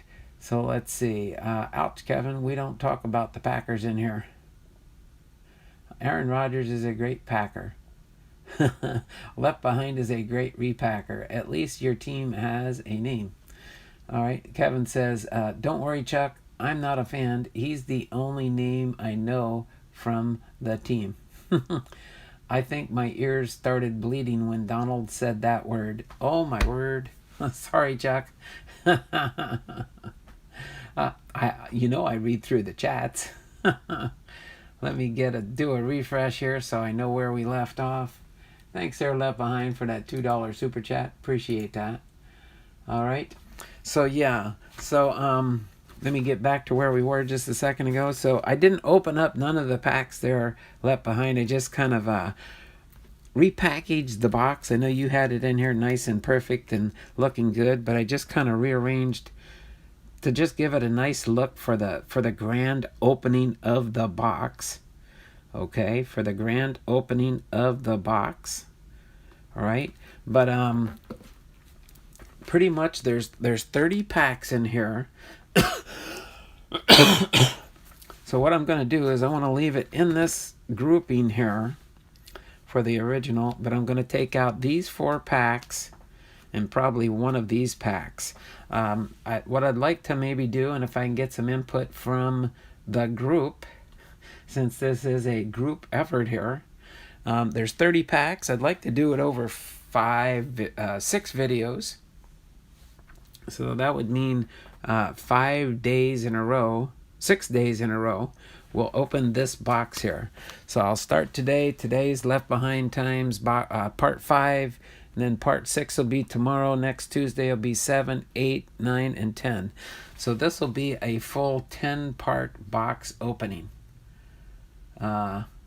Chuck's, yeah. Honestly, I don't care about football anymore after they made it so political. Exactly. And that's why football's viewership's down, basketball's viewership's down. Baseball hasn't done much of it. They do it behind the scenes, which is that fine. That's fine before they put the cameras on. But yeah, football, basketball, baseball, yeah, when they start making sports political, I think that's nonsense. That's nonsense. I haven't watched a football game this year yet. But I can't even watch the baseball games, but that's okay. So Lefty Luke's channel. Lefty Luke's in the house. How you doing there, Lefty Luke? Have not seen you in a while. We've got 8 people watching here, getting closer to 10 people watching. We do got 11 thumbs up. Let's see if we can get up to 20. How many packs are in the box? There are 30 packs in the box, and I was going to break it down into 6 videos. So I'd like to do 5 packs today and 5 packs every video until the 30th of October, and then I will be having next Saturday on Halloween, I'm going to be having my fall harvest scary sale. It's going to be a scary sale. So it's going to be so scary, but unbelievable prices. That's why I'm going to make it a scary sale. It's scary for me because I'm going to sell stuff for so cheap. But it'll be fun. So I have been doing good. So without further ado, that's... Anybody else have any thoughts as to maybe a different way to do it? But I just want to see what he sent me in this box, and we'll kind of go from there. I was thinking, like I said, opening up these top 4 packs and then one of these packs here, because there is 30 packs. If I do 5 packs a day, that would put us today, tomorrow, and all of next week through Friday. And then we'll be through the box. I mean, I wouldn't mind just opening the whole thing in one shot, but I want to stretch out the enjoyment. I know he put a lot of tender, loving care into packaging and creating this whole big box that he sent me. I'd rather it not be over in just a lickety-split. I want to stretch it out, kind of like Kevin did with his Fairfield repack boxes over the weeks that he... Wow, did that last you like 2 months there, Kevin, or so? Or over 2 months on those repacks? But yeah, so that's kind of what I want to do there. But let me go over the little sheet that he put in here, his little disclaimer. Or let's see, let's do the disclaimer first. It says, this is the disclaimer for the box. The cards in your product are not all gem mint 10 condition, but most are in good to very good shape. Utilize them the best you seem fit. For example, either Patreon, sell, collect, trade, and content for your channel. Well, it's definitely going to be content for my channel. Again, thank you so much for giving me the opportunity to create Blomdahl baseball cards. Thanks, Blake B. Left Behind Times.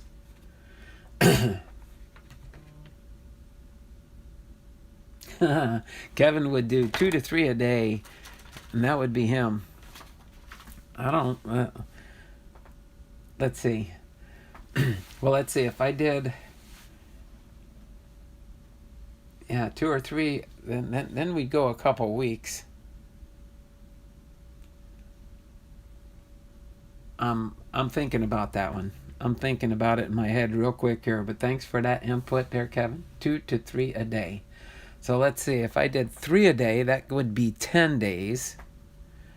If I did 3 a day, that would be 10 days. That would cover me till... Yeah, I guess that might work too, right? Let me look at my schedule here. Let's see. So if we do 10 days, it'd be 1, 2, 3, 4, 5, 6. Wouldn't do any on the sale day. 7, 8, 9, and 10. That would take us almost to the end of the Hall of Fame series type setup.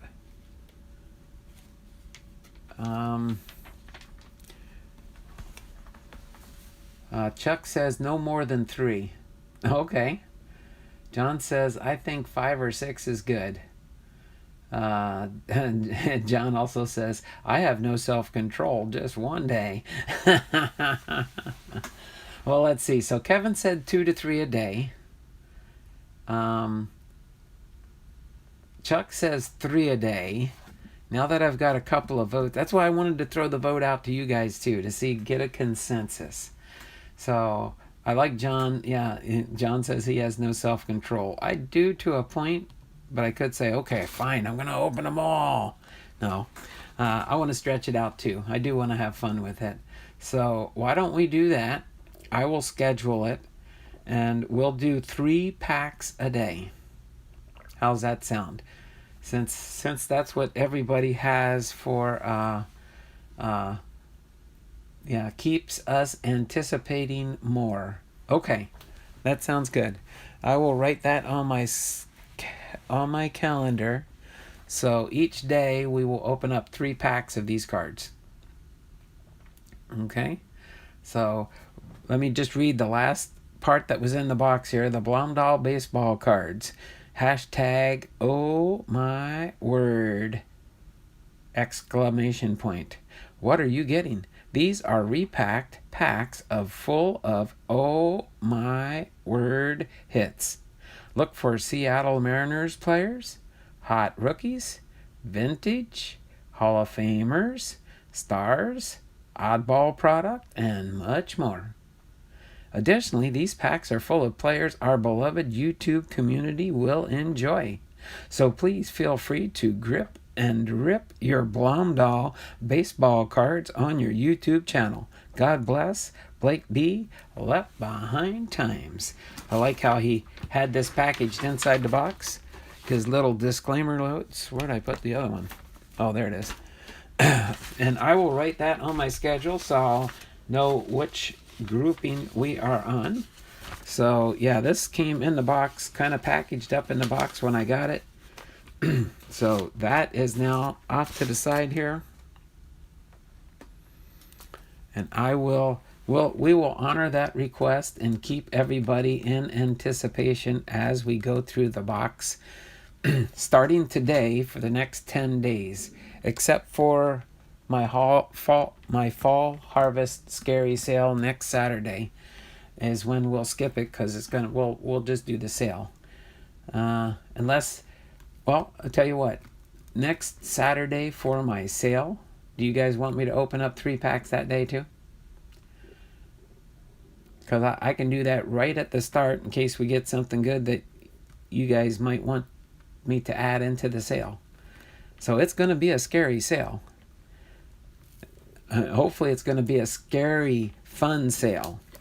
And I would ask you right now, please invite your friends, get more people out here so we can have a lot of people show up for my sale. What time will the sale be next Saturday? It will be, it's going to be Halloween. It's going to start at 10 a.m. Pacific Standard Time. So that will be 1 p.m. East Coast time. I know you're probably working, right, Chuck? But, so you guys give me either a thumbs up or something if you want me to open up 3 packs just before we get into the sale next week. That could kind of delay things a little bit, but that's fine. Any thought process on that? I'm working. I'll miss it again. I know. I only have to do it a little bit earlier in the day because later in the day I have to get things ready for church on Sunday. I'm on vacation this week. Laugh out loud. Oh, you're on vacation this week, Chuck? Is that this week coming up? Or this week, like now you're on vacation? You were on vacation this week. Yeah, it's kind of hard. I'm not really ready to do the sale yet. It's like tomorrow. I really feel bad about that now. What time do you get off work on Saturday there, Chuck?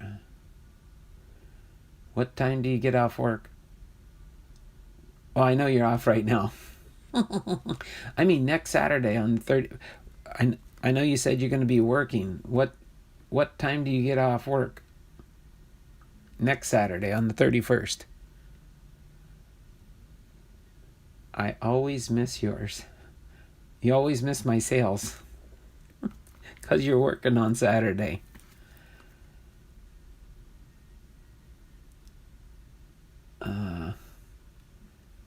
3 p.m. Central. Okay. Well, maybe we'll get more people involved. What if I waited? Let's see. That would be 1 p.m. Pacific Standard Time, right?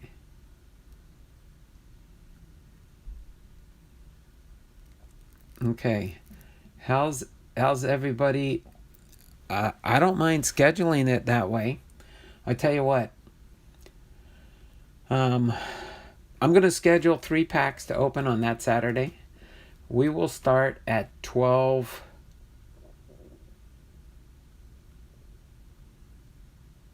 Would everybody be okay if we start at 12:30 Pacific Standard Time next Saturday? It's just I don't want to really run into too late in the day where people are getting ready for trick-or-treating. Especially families that have kids and if they're even done trick-or-treating. Yes, sir. Okay, so if I scheduled it at 12:30 p.m. next Saturday for the sale. Chuck is saying thumbs up. Will that work for any other people in the stream? If I did it an early afternoon stream for my sale? See if that helps matters a little bit.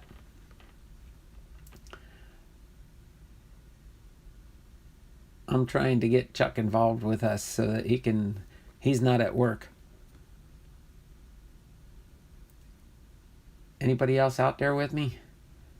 Kids, come here they're getting a protein bar. Kids come here, hey, yeah, if they buy something from me on the channel, I could send them a goodie bag. Kevin's Car Collecting, he says thumbs up for 12:30 next Saturday. All right. So if everybody's in agreement with that, and I'll advertise it and mention it throughout the week, that next week's Fall Harvest Scary Sale. I've got it written on my calendar that way. The Fall Harvest Scary Sale will be. I'll put a note on my calendar here that it'll be 12:30 that we will start, and then we will wait until we have. That way, it'll give Chuck some time to get home. I don't do the unhealthy stuff.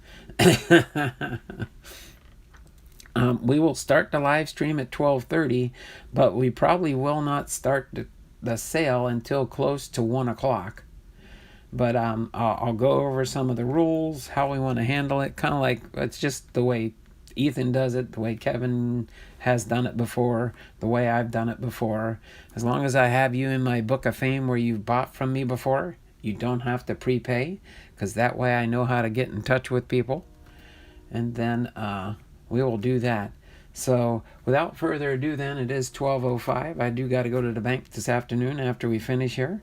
So I'm gonna pick top 3 of these top packs here, and we're gonna open up 3 packs of cards here. All right.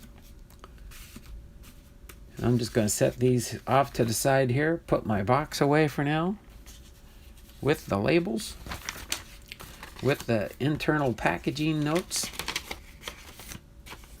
and set this all aside. And every day from now until we finish them all,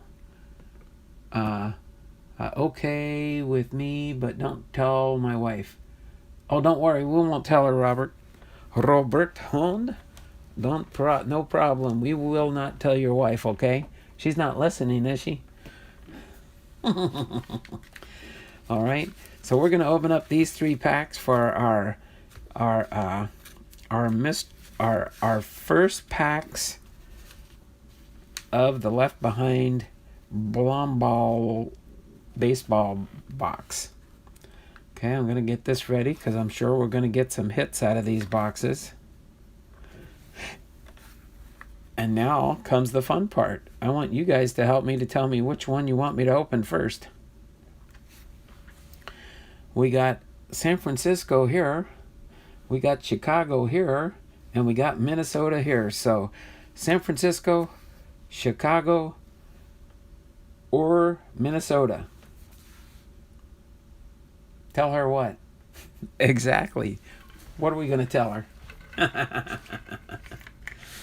All right. So you guys got to vote. I know there's at least 7 people watching, so we're looking for let's see. Chuck says Chicago. So there's 1 vote for Chicago. Okay. Who else is going to vote? Which one do I open first?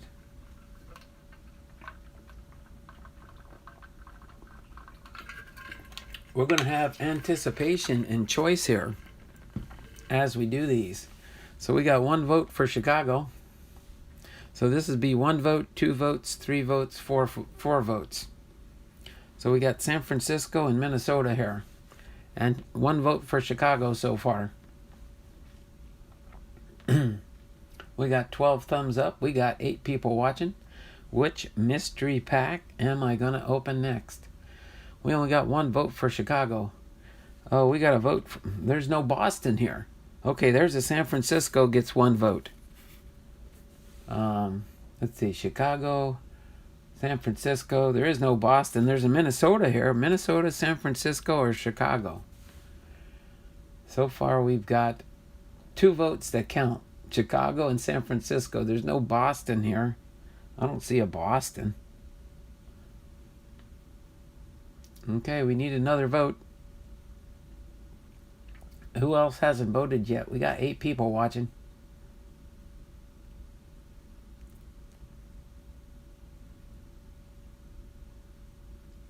Let's see. Okay, I'm going to vote for Minnesota. So Minnesota's got 1 vote.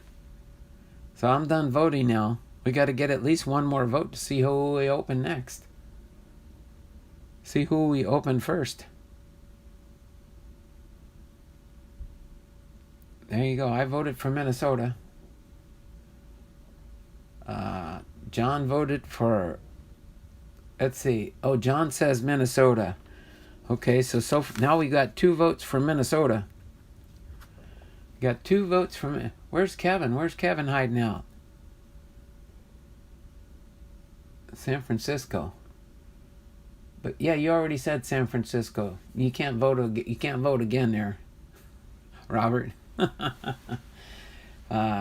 Kevin votes for Chicago. Kevin, are you still with us? We got to get a vote. We got to see.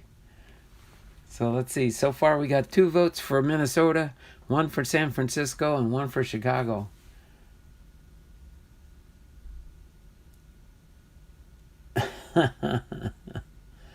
Yeah, but we got to open it eventually. Well, so far it looks like we're going to open up Minnesota first. Anybody else out there to cast a vote that might be lurking in the background and not saying hi in the chat?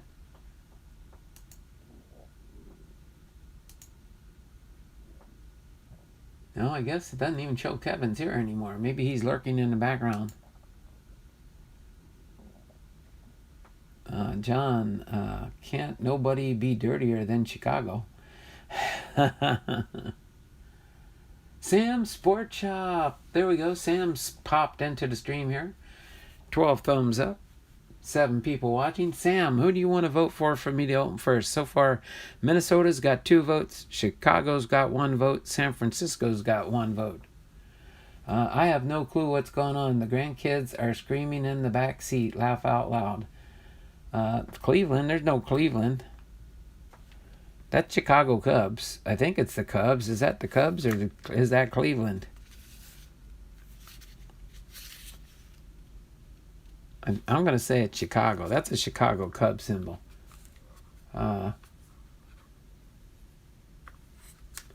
San Francisco, a vote from the people of San Francisco.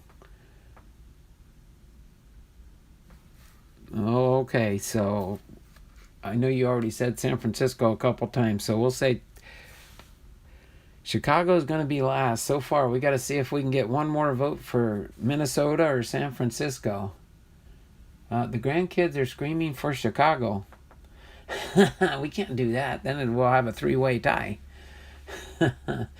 Kevin, we need to get a vote either for which pack to open up first, whether it's San Francisco, Minnesota, or Chicago.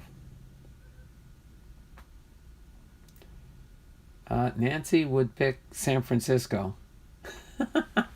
Who's Nancy? Who's Nancy? Nancy would pick San Francisco. Who's Nancy? I don't see Nancy. Where's Nancy? Is Nancy hiding somewhere? 9 watching now. Cardinals fan 1990 gives a vote for. Now you're messing everything up. Now we got 2 votes for Chicago. Now we're back in the same boat again. Can't open them all up at the same time. Chicago, since the Diamondbacks aren't an option. Okay, so Chicago's got 3 votes. I guess we see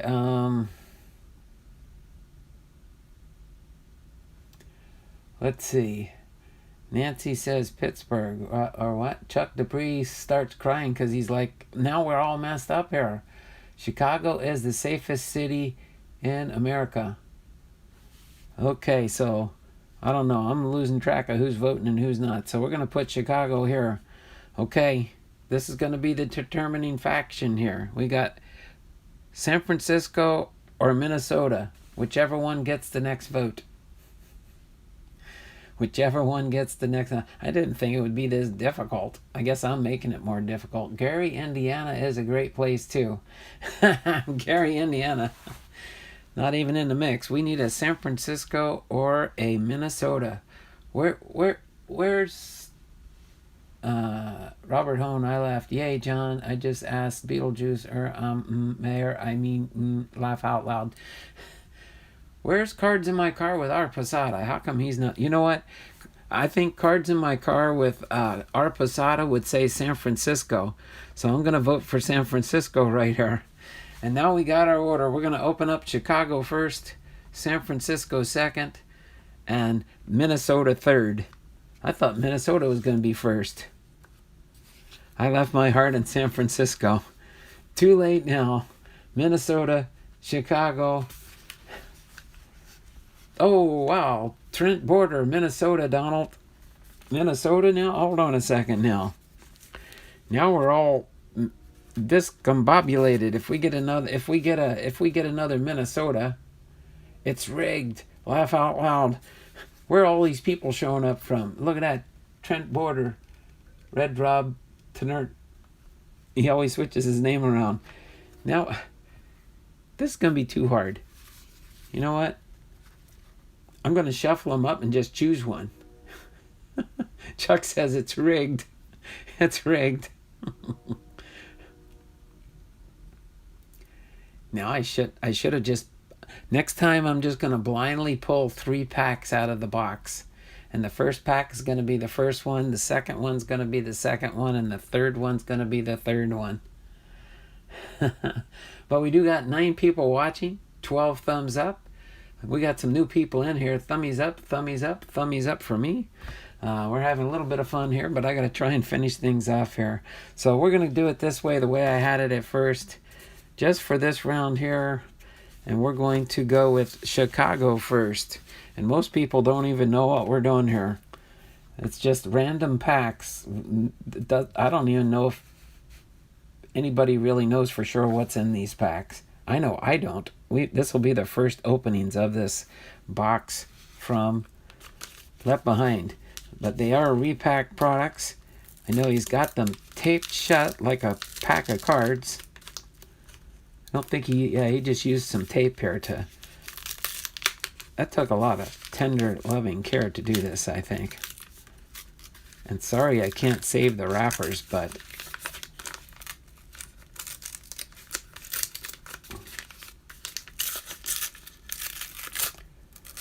Ooh. I think there's a leather and lumber card in here.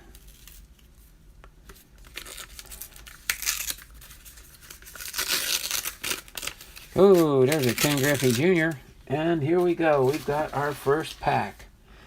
Let's see who we got here. We got a Ken Griffey Jr. Swingman Pinnacle 1995. Ken Griffey Jr. starts off the bell-ringing product. Oh, look at that. Imagine that. Another Ken Griffey Jr. Wow, I don't know if I've got that one. But 93 Upper Deck. Ken Griffey Jr. Oh, my word. This is a checklist card. Ken Griffey Jr. I'm just going to... No. Ken Griffey Jr. Imagine Ken Griffey Jr. Oh, there we go. We're going to have to start separate stacks here. Here's a Cal Ripken Jr. 150 years of baseball. Cal Ripken Jr. with the Baltimore. Oh, look at that. Looks like the fan's holding up his jersey there, and he's signing on it while they're holding it in place there. 150 years of baseball. 2019 tops last year. I don't think I've got that one. And there we go. Cal Ripken Jr., the Dream Team. Orioles in front of the train. The Dream Team. Let me put my Cals over here. Let me put my Cal Ripkens over here. How's that sound? Next to Cal Ripken right there.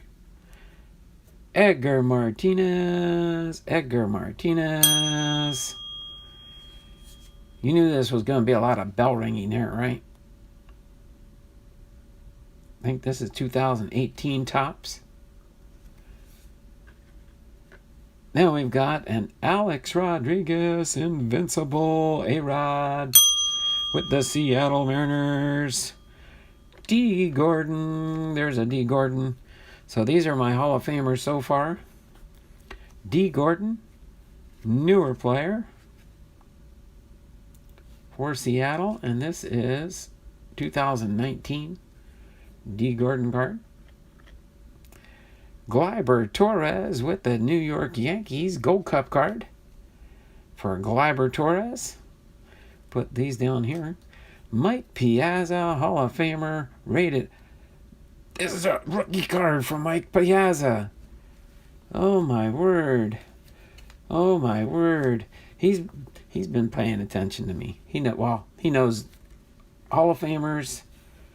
Gleyber Torres. There we go. Larry Bowa with the Philadelphia Phillies. He's heard me talking about Larry Bowa. This is a 1976 Larry Bowa with the Philadelphia Phillies. Mike Scott, Houston Astros. Awesome card there. Then we've got a leather and lumber, Jose Altuve. Jose Altuve, leather and lumber. Cool card there. Jose Altuve, leather and lumber. And then we've got who? The hitting machine. The Hurt, Frank Thomas, 1994 Ultra Fleer product. The Hurt. And then next we've got here Ethan. Wonder if Ethan's having a sale tonight. He just sent me a message. George Brett with the Kansas City Royals. This is 2020. Yep, this goes in my 2020 holdout. And then Ronald Acuna Jr. with the Atlanta Braves. This is a 2020. Making different stacks here for different ones. Great Scott Productions. Hey, we're up to double digits. 10 people watching. Thummies up, thummies up, thummies up for me. So these are just some star players. This is Hall of Famers. George Brett. Well, actually, he is a Hall of Famer. But we'll put him in that stack for now. Ken Griffey Jr.'s, Edgar Martinez. Cal Ripken Jr. No. I'm sorry. I'll hold off on the bell. I won't ring it as often then. Sorry, your dog is going nuts with the ball. Or with the bell. That's funny how dogs will go crazy with that bell. Cardinals fan, Buzz Jose Altuve. All right, let's get into the San Francisco pack now. Let's see what kind of heat we can pull out of the San Francisco pack here. I think I'm just going to peel off the top here. It's probably a lot easier. I do like the way he did this, because you can kind of do it that way.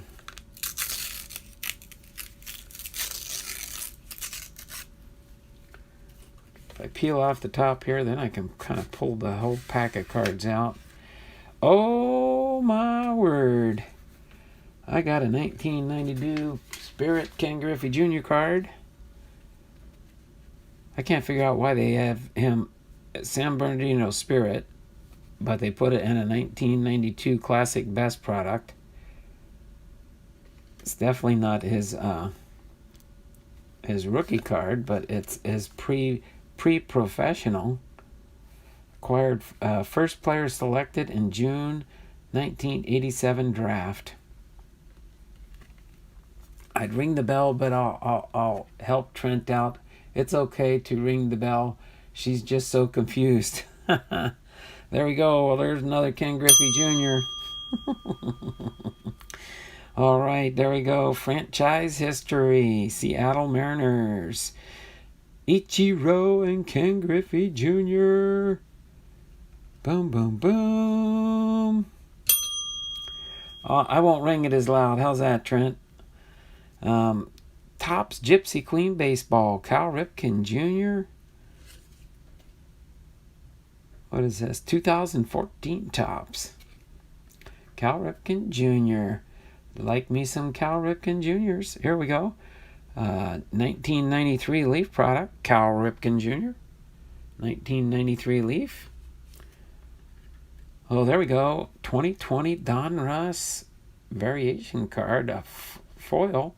Marco Gonzalez with the Seattle Mariners. All right. Then we've got here Phil Irvin, outfielder for the Cincinnati Reds. Topps Heritage.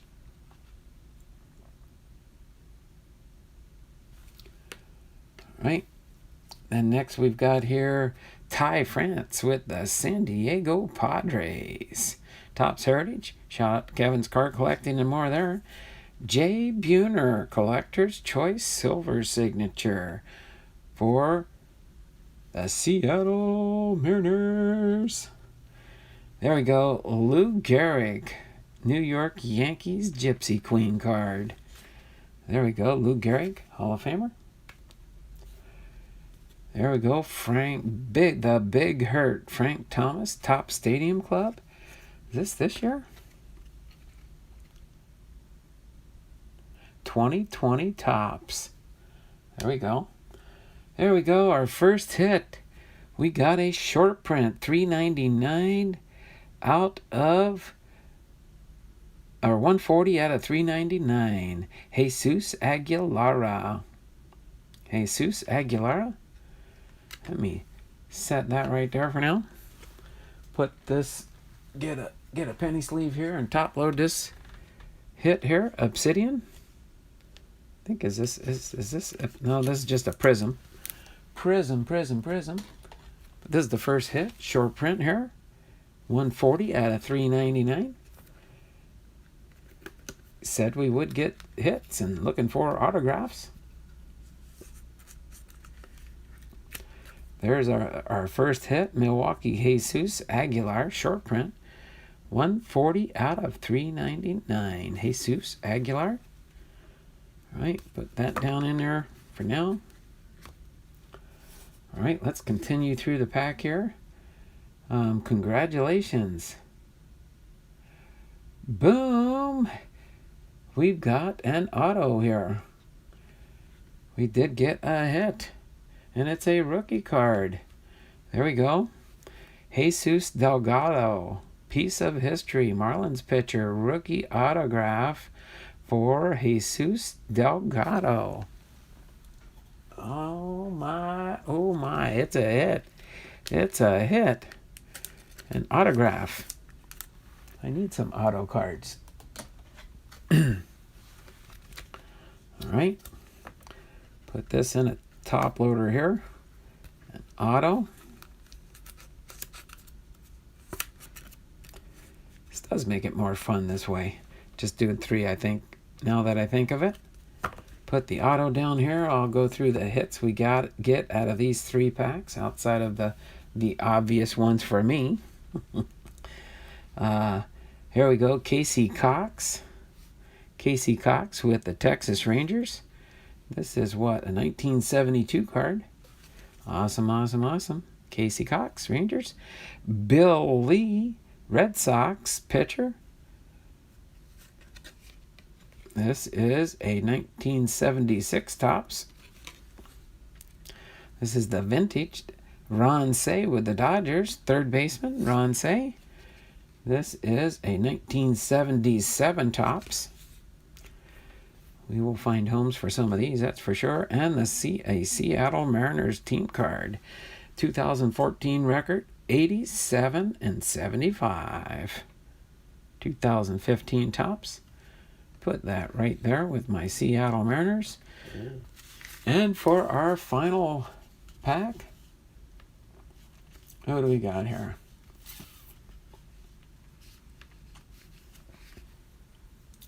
Buzz Jose Altuve. It's okay to ring the bell. She's just curious, just so confused. Was she ever part of a college psychological experiment, Trent? That could be why she is sensitive to the bell. No more Matt Noakes cards. Read about read about Gehrig earlier in the stream. Philip Irvin, now Seattle Mariners player. Okay. Philip Irvin? Philip Irvin? Did I go through a Philip Irvin? Trying to think there. And John Fishman says, I love Matt Noakes. Let me refresh the chat here so I know for sure where I finished up here. Okay. Do you like that? 8 watching, 12 thumbs up, no problem. Last pack. Let's get into our Minnesota Twins pack here.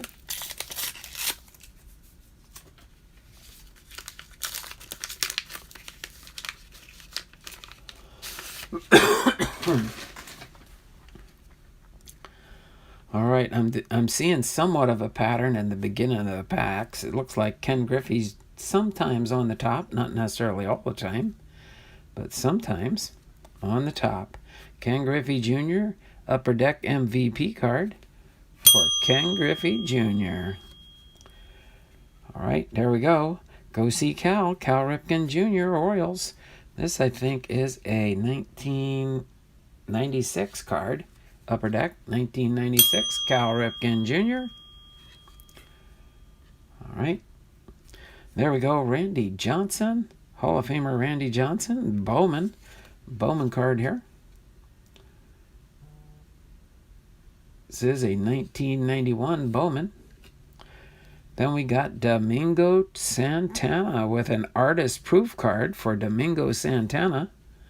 It's not a short print, but it is a Seattle Mariner artist proof card. I like that Domingo Santana there. That one's penny sleeve worthy for sure for the artist proof. There we go. Chris Bosio, season's first no-hitter. Score Gold Rush. Season highlight card. Chris Bosio. That is so cool. With the Seattle's first no-hitter. All right, we got another short print card here. 54 out of 299. Topps Choice Ichiro, retired. Too much deserved fanfare. All right. Too much. Oh, wow, look at that. I like that one. Is this 2020? This is a 2020 Ichiro.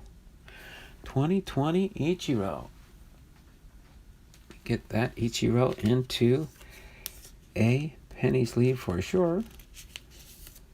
Ichiro, Hall of Famer. He's in my Hall of Fame holdout already because I'm saving all my Ichiros for when he gets into the Hall of Fame.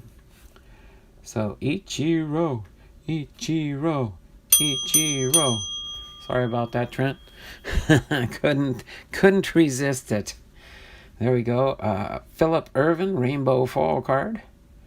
Or is that just, I don't know if it's a rainbow foil per se. But it is a foil card for sure. 2019 Topps from last year. Then we got a Rick Honeycutt with the Mariners.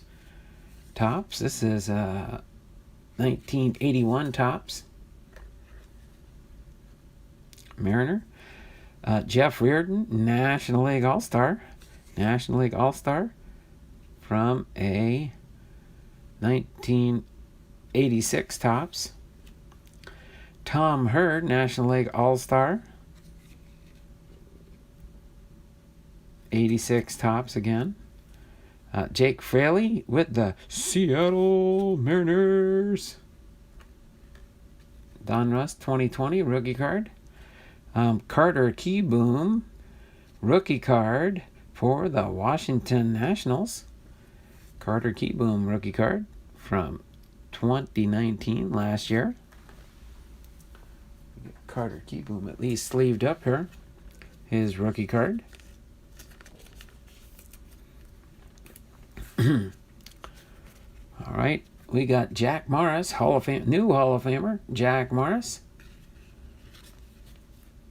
2020, Allen and Ginter, Jack Morris. Then next we got Bob Feller. We got a hit. Next card after this one, a relic card. So this is Topps Allen and Ginter 2020. Bob Feller with the Cleveland Indians. There we go. Pieces of Greatness. Authentic game used bat. Game used bat piece from Robinson Cano. Second base for New York Yankees. Second base for the New York Yankees. Nice card there. Bat relic. That in the top loader here.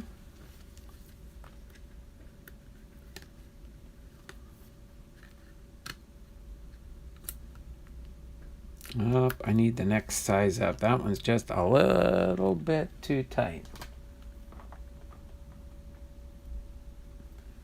So we'll have to get the next size up. Let me grab it real quick so I don't forget.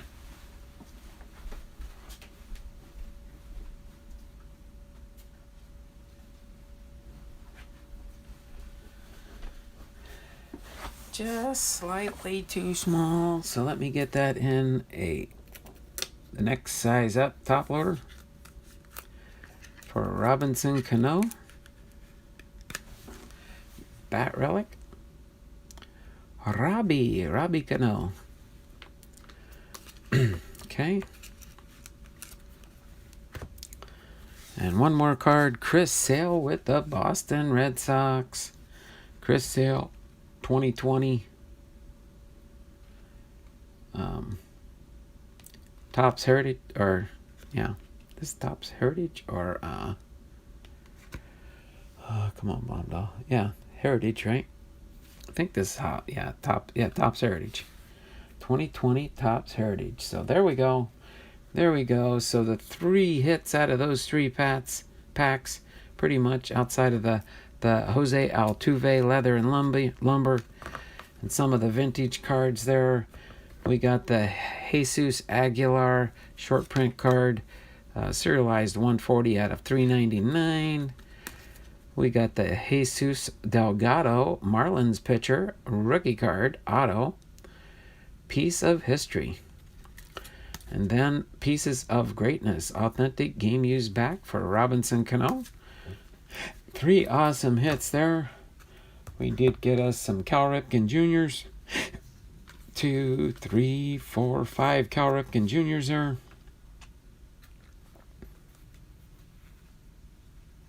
We got an Edgar Martinez here for a Hall of Famer.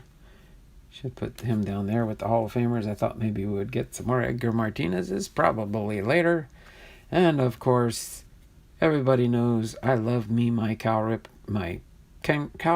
and Ken Griffey Juniors. 1, 2, 3, 4, 5, 6.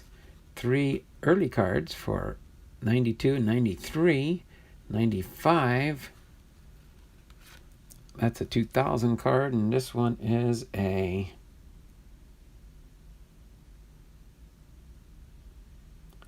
where's the copyright hiding? It's hiding here somewhere. But I'd say it's probably that order there. The youngest one being on there, when he played in the minors. And it gives his stats there for Bellingham, San Bernardino, and Vermont. 87, 88, and 88. But awesome cards nonetheless there. Hall of Famer Ken Griffey Jr., Cal Ripken Jr., and our other miscellaneous Edgar Martinez, Bob Feller, Jack Morris, Ichiro, Randy Johnson, Frank Thomas from this year's Stadium Club. I don't have many of this year's Stadium Club yet. I'm waiting for some that are coming in from Gourmet Breaks. And then Lou Gehrig there, George Brett, and Mike Piazza. Rookie card. I don't know for sure. I got to double check and see if I've got this rookie card for Mike Piazza. Don't know for sure if I do or not, but if I don't, I do know. That's in pretty good shape too. I like that. Let me put it in a rookie card holder here, even though it says rated rookie on it. Put this in with my Hall of Fame rookie card collection for Mike Piazza. So there we go. There we have it. Ty France and Phil Irvin you pulled earlier are Mariners now, I think. Oh, probably the ones in this one. Let's see, Jose Altuve, Chris Sale, Ty France.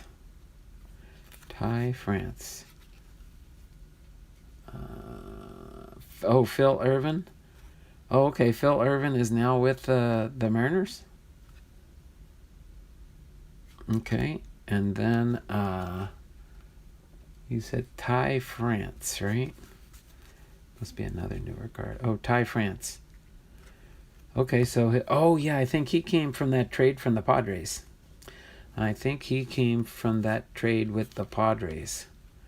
That's right. I'm pretty sure you're right there, yeah. I remember through the summer here we made a trade with the San Diego Padres. Thanks there, Blake. Appreciate that intel. Put them on top here. Put them next to the Seattle Mariners here. New Mariners here. Ty France and Philip Irvin. So there we have it. Our stream for today. Did go a little bit longer than I wanted to, but that's okay. It's always fun hanging out with friends in the channel. We got 5 watching. We've got Chris Sale 2020 Heritage is a short print. Oh, okay. Thank you. That's a short print. Gotcha. Appreciate that intel. That is a short print.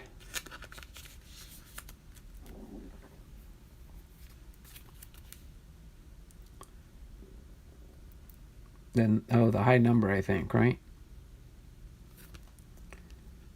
Awesome. So that's a short print. Let me get that one top loaded for now.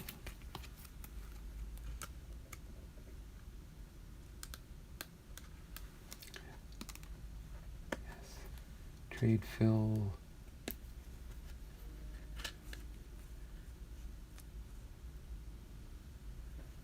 Oh, Reds and Manor. And oh yeah, Ty France was with the Padres and Irvin Phillip from the Cincinnati Reds. Got you there. Okay, put that short print in a sleeves. That reminds me that that's a short print for sure. That's a cute leather and lumber for those that like Jose Altuve from 2019 Panini. So other than that, I think we're doing pretty good there. I really appreciate these packs there left behind. We're going to have fun with these next 9 weeks going through the packs, that's for sure. It is fun, and it does give you more time to enjoy the funness of opening and seeing what is in this repack product that you sent me. I really do appreciate it. I really do appreciate it a whole lot. I got to get rolling, though. I got to get to the bank here soon and run some other errands, come back, record some videos later today for new content for next week. And let me turn the camera around so I could say my signature goodbye in the channel. Hopefully everybody is having a good Hall of Fame Friday. TGIF for most people. Tomorrow will be my TGIS. Thank God it's Saturday, because then my YouTube week is done, and then I get my weekend off, Sunday, Monday. I looked up the 2020 roster a while back. They might be in the minors still. Okay, they might be. Oh yeah, that doesn't surprise me. They kind of put them in some Major League Baseball cards when they've come up and played some games. Yeah, it looks like Irvin played for the Reds in 17 and 18 for a few games. And then what do we got? Let's check the back of the Padres. It only shows 2019. He played 69 games for the Padres. for Ty France. So awesome, awesome, awesome. So this has been Donald Blomdahl, Hall of Fame veteran, sports cards and collectibles, having been live to you from Arlington, Washington. Having a wonderful and blessed day. You all have a good time. I'll see you around the channels. Don't forget, 3 o'clock this afternoon, Kevin. And I'm thinking Ethan might be doing his sale tonight. Haven't heard for sure, but I did get a message from him. I'll check it when I get off the phone here. But just kind of a heads up. And then Kevin will probably mention it in his stream if Ethan is having a sale tonight. So other than that, y'all have a great and wonderful weekend, and we will see you all around the channels, okay? Bye for now. Take care.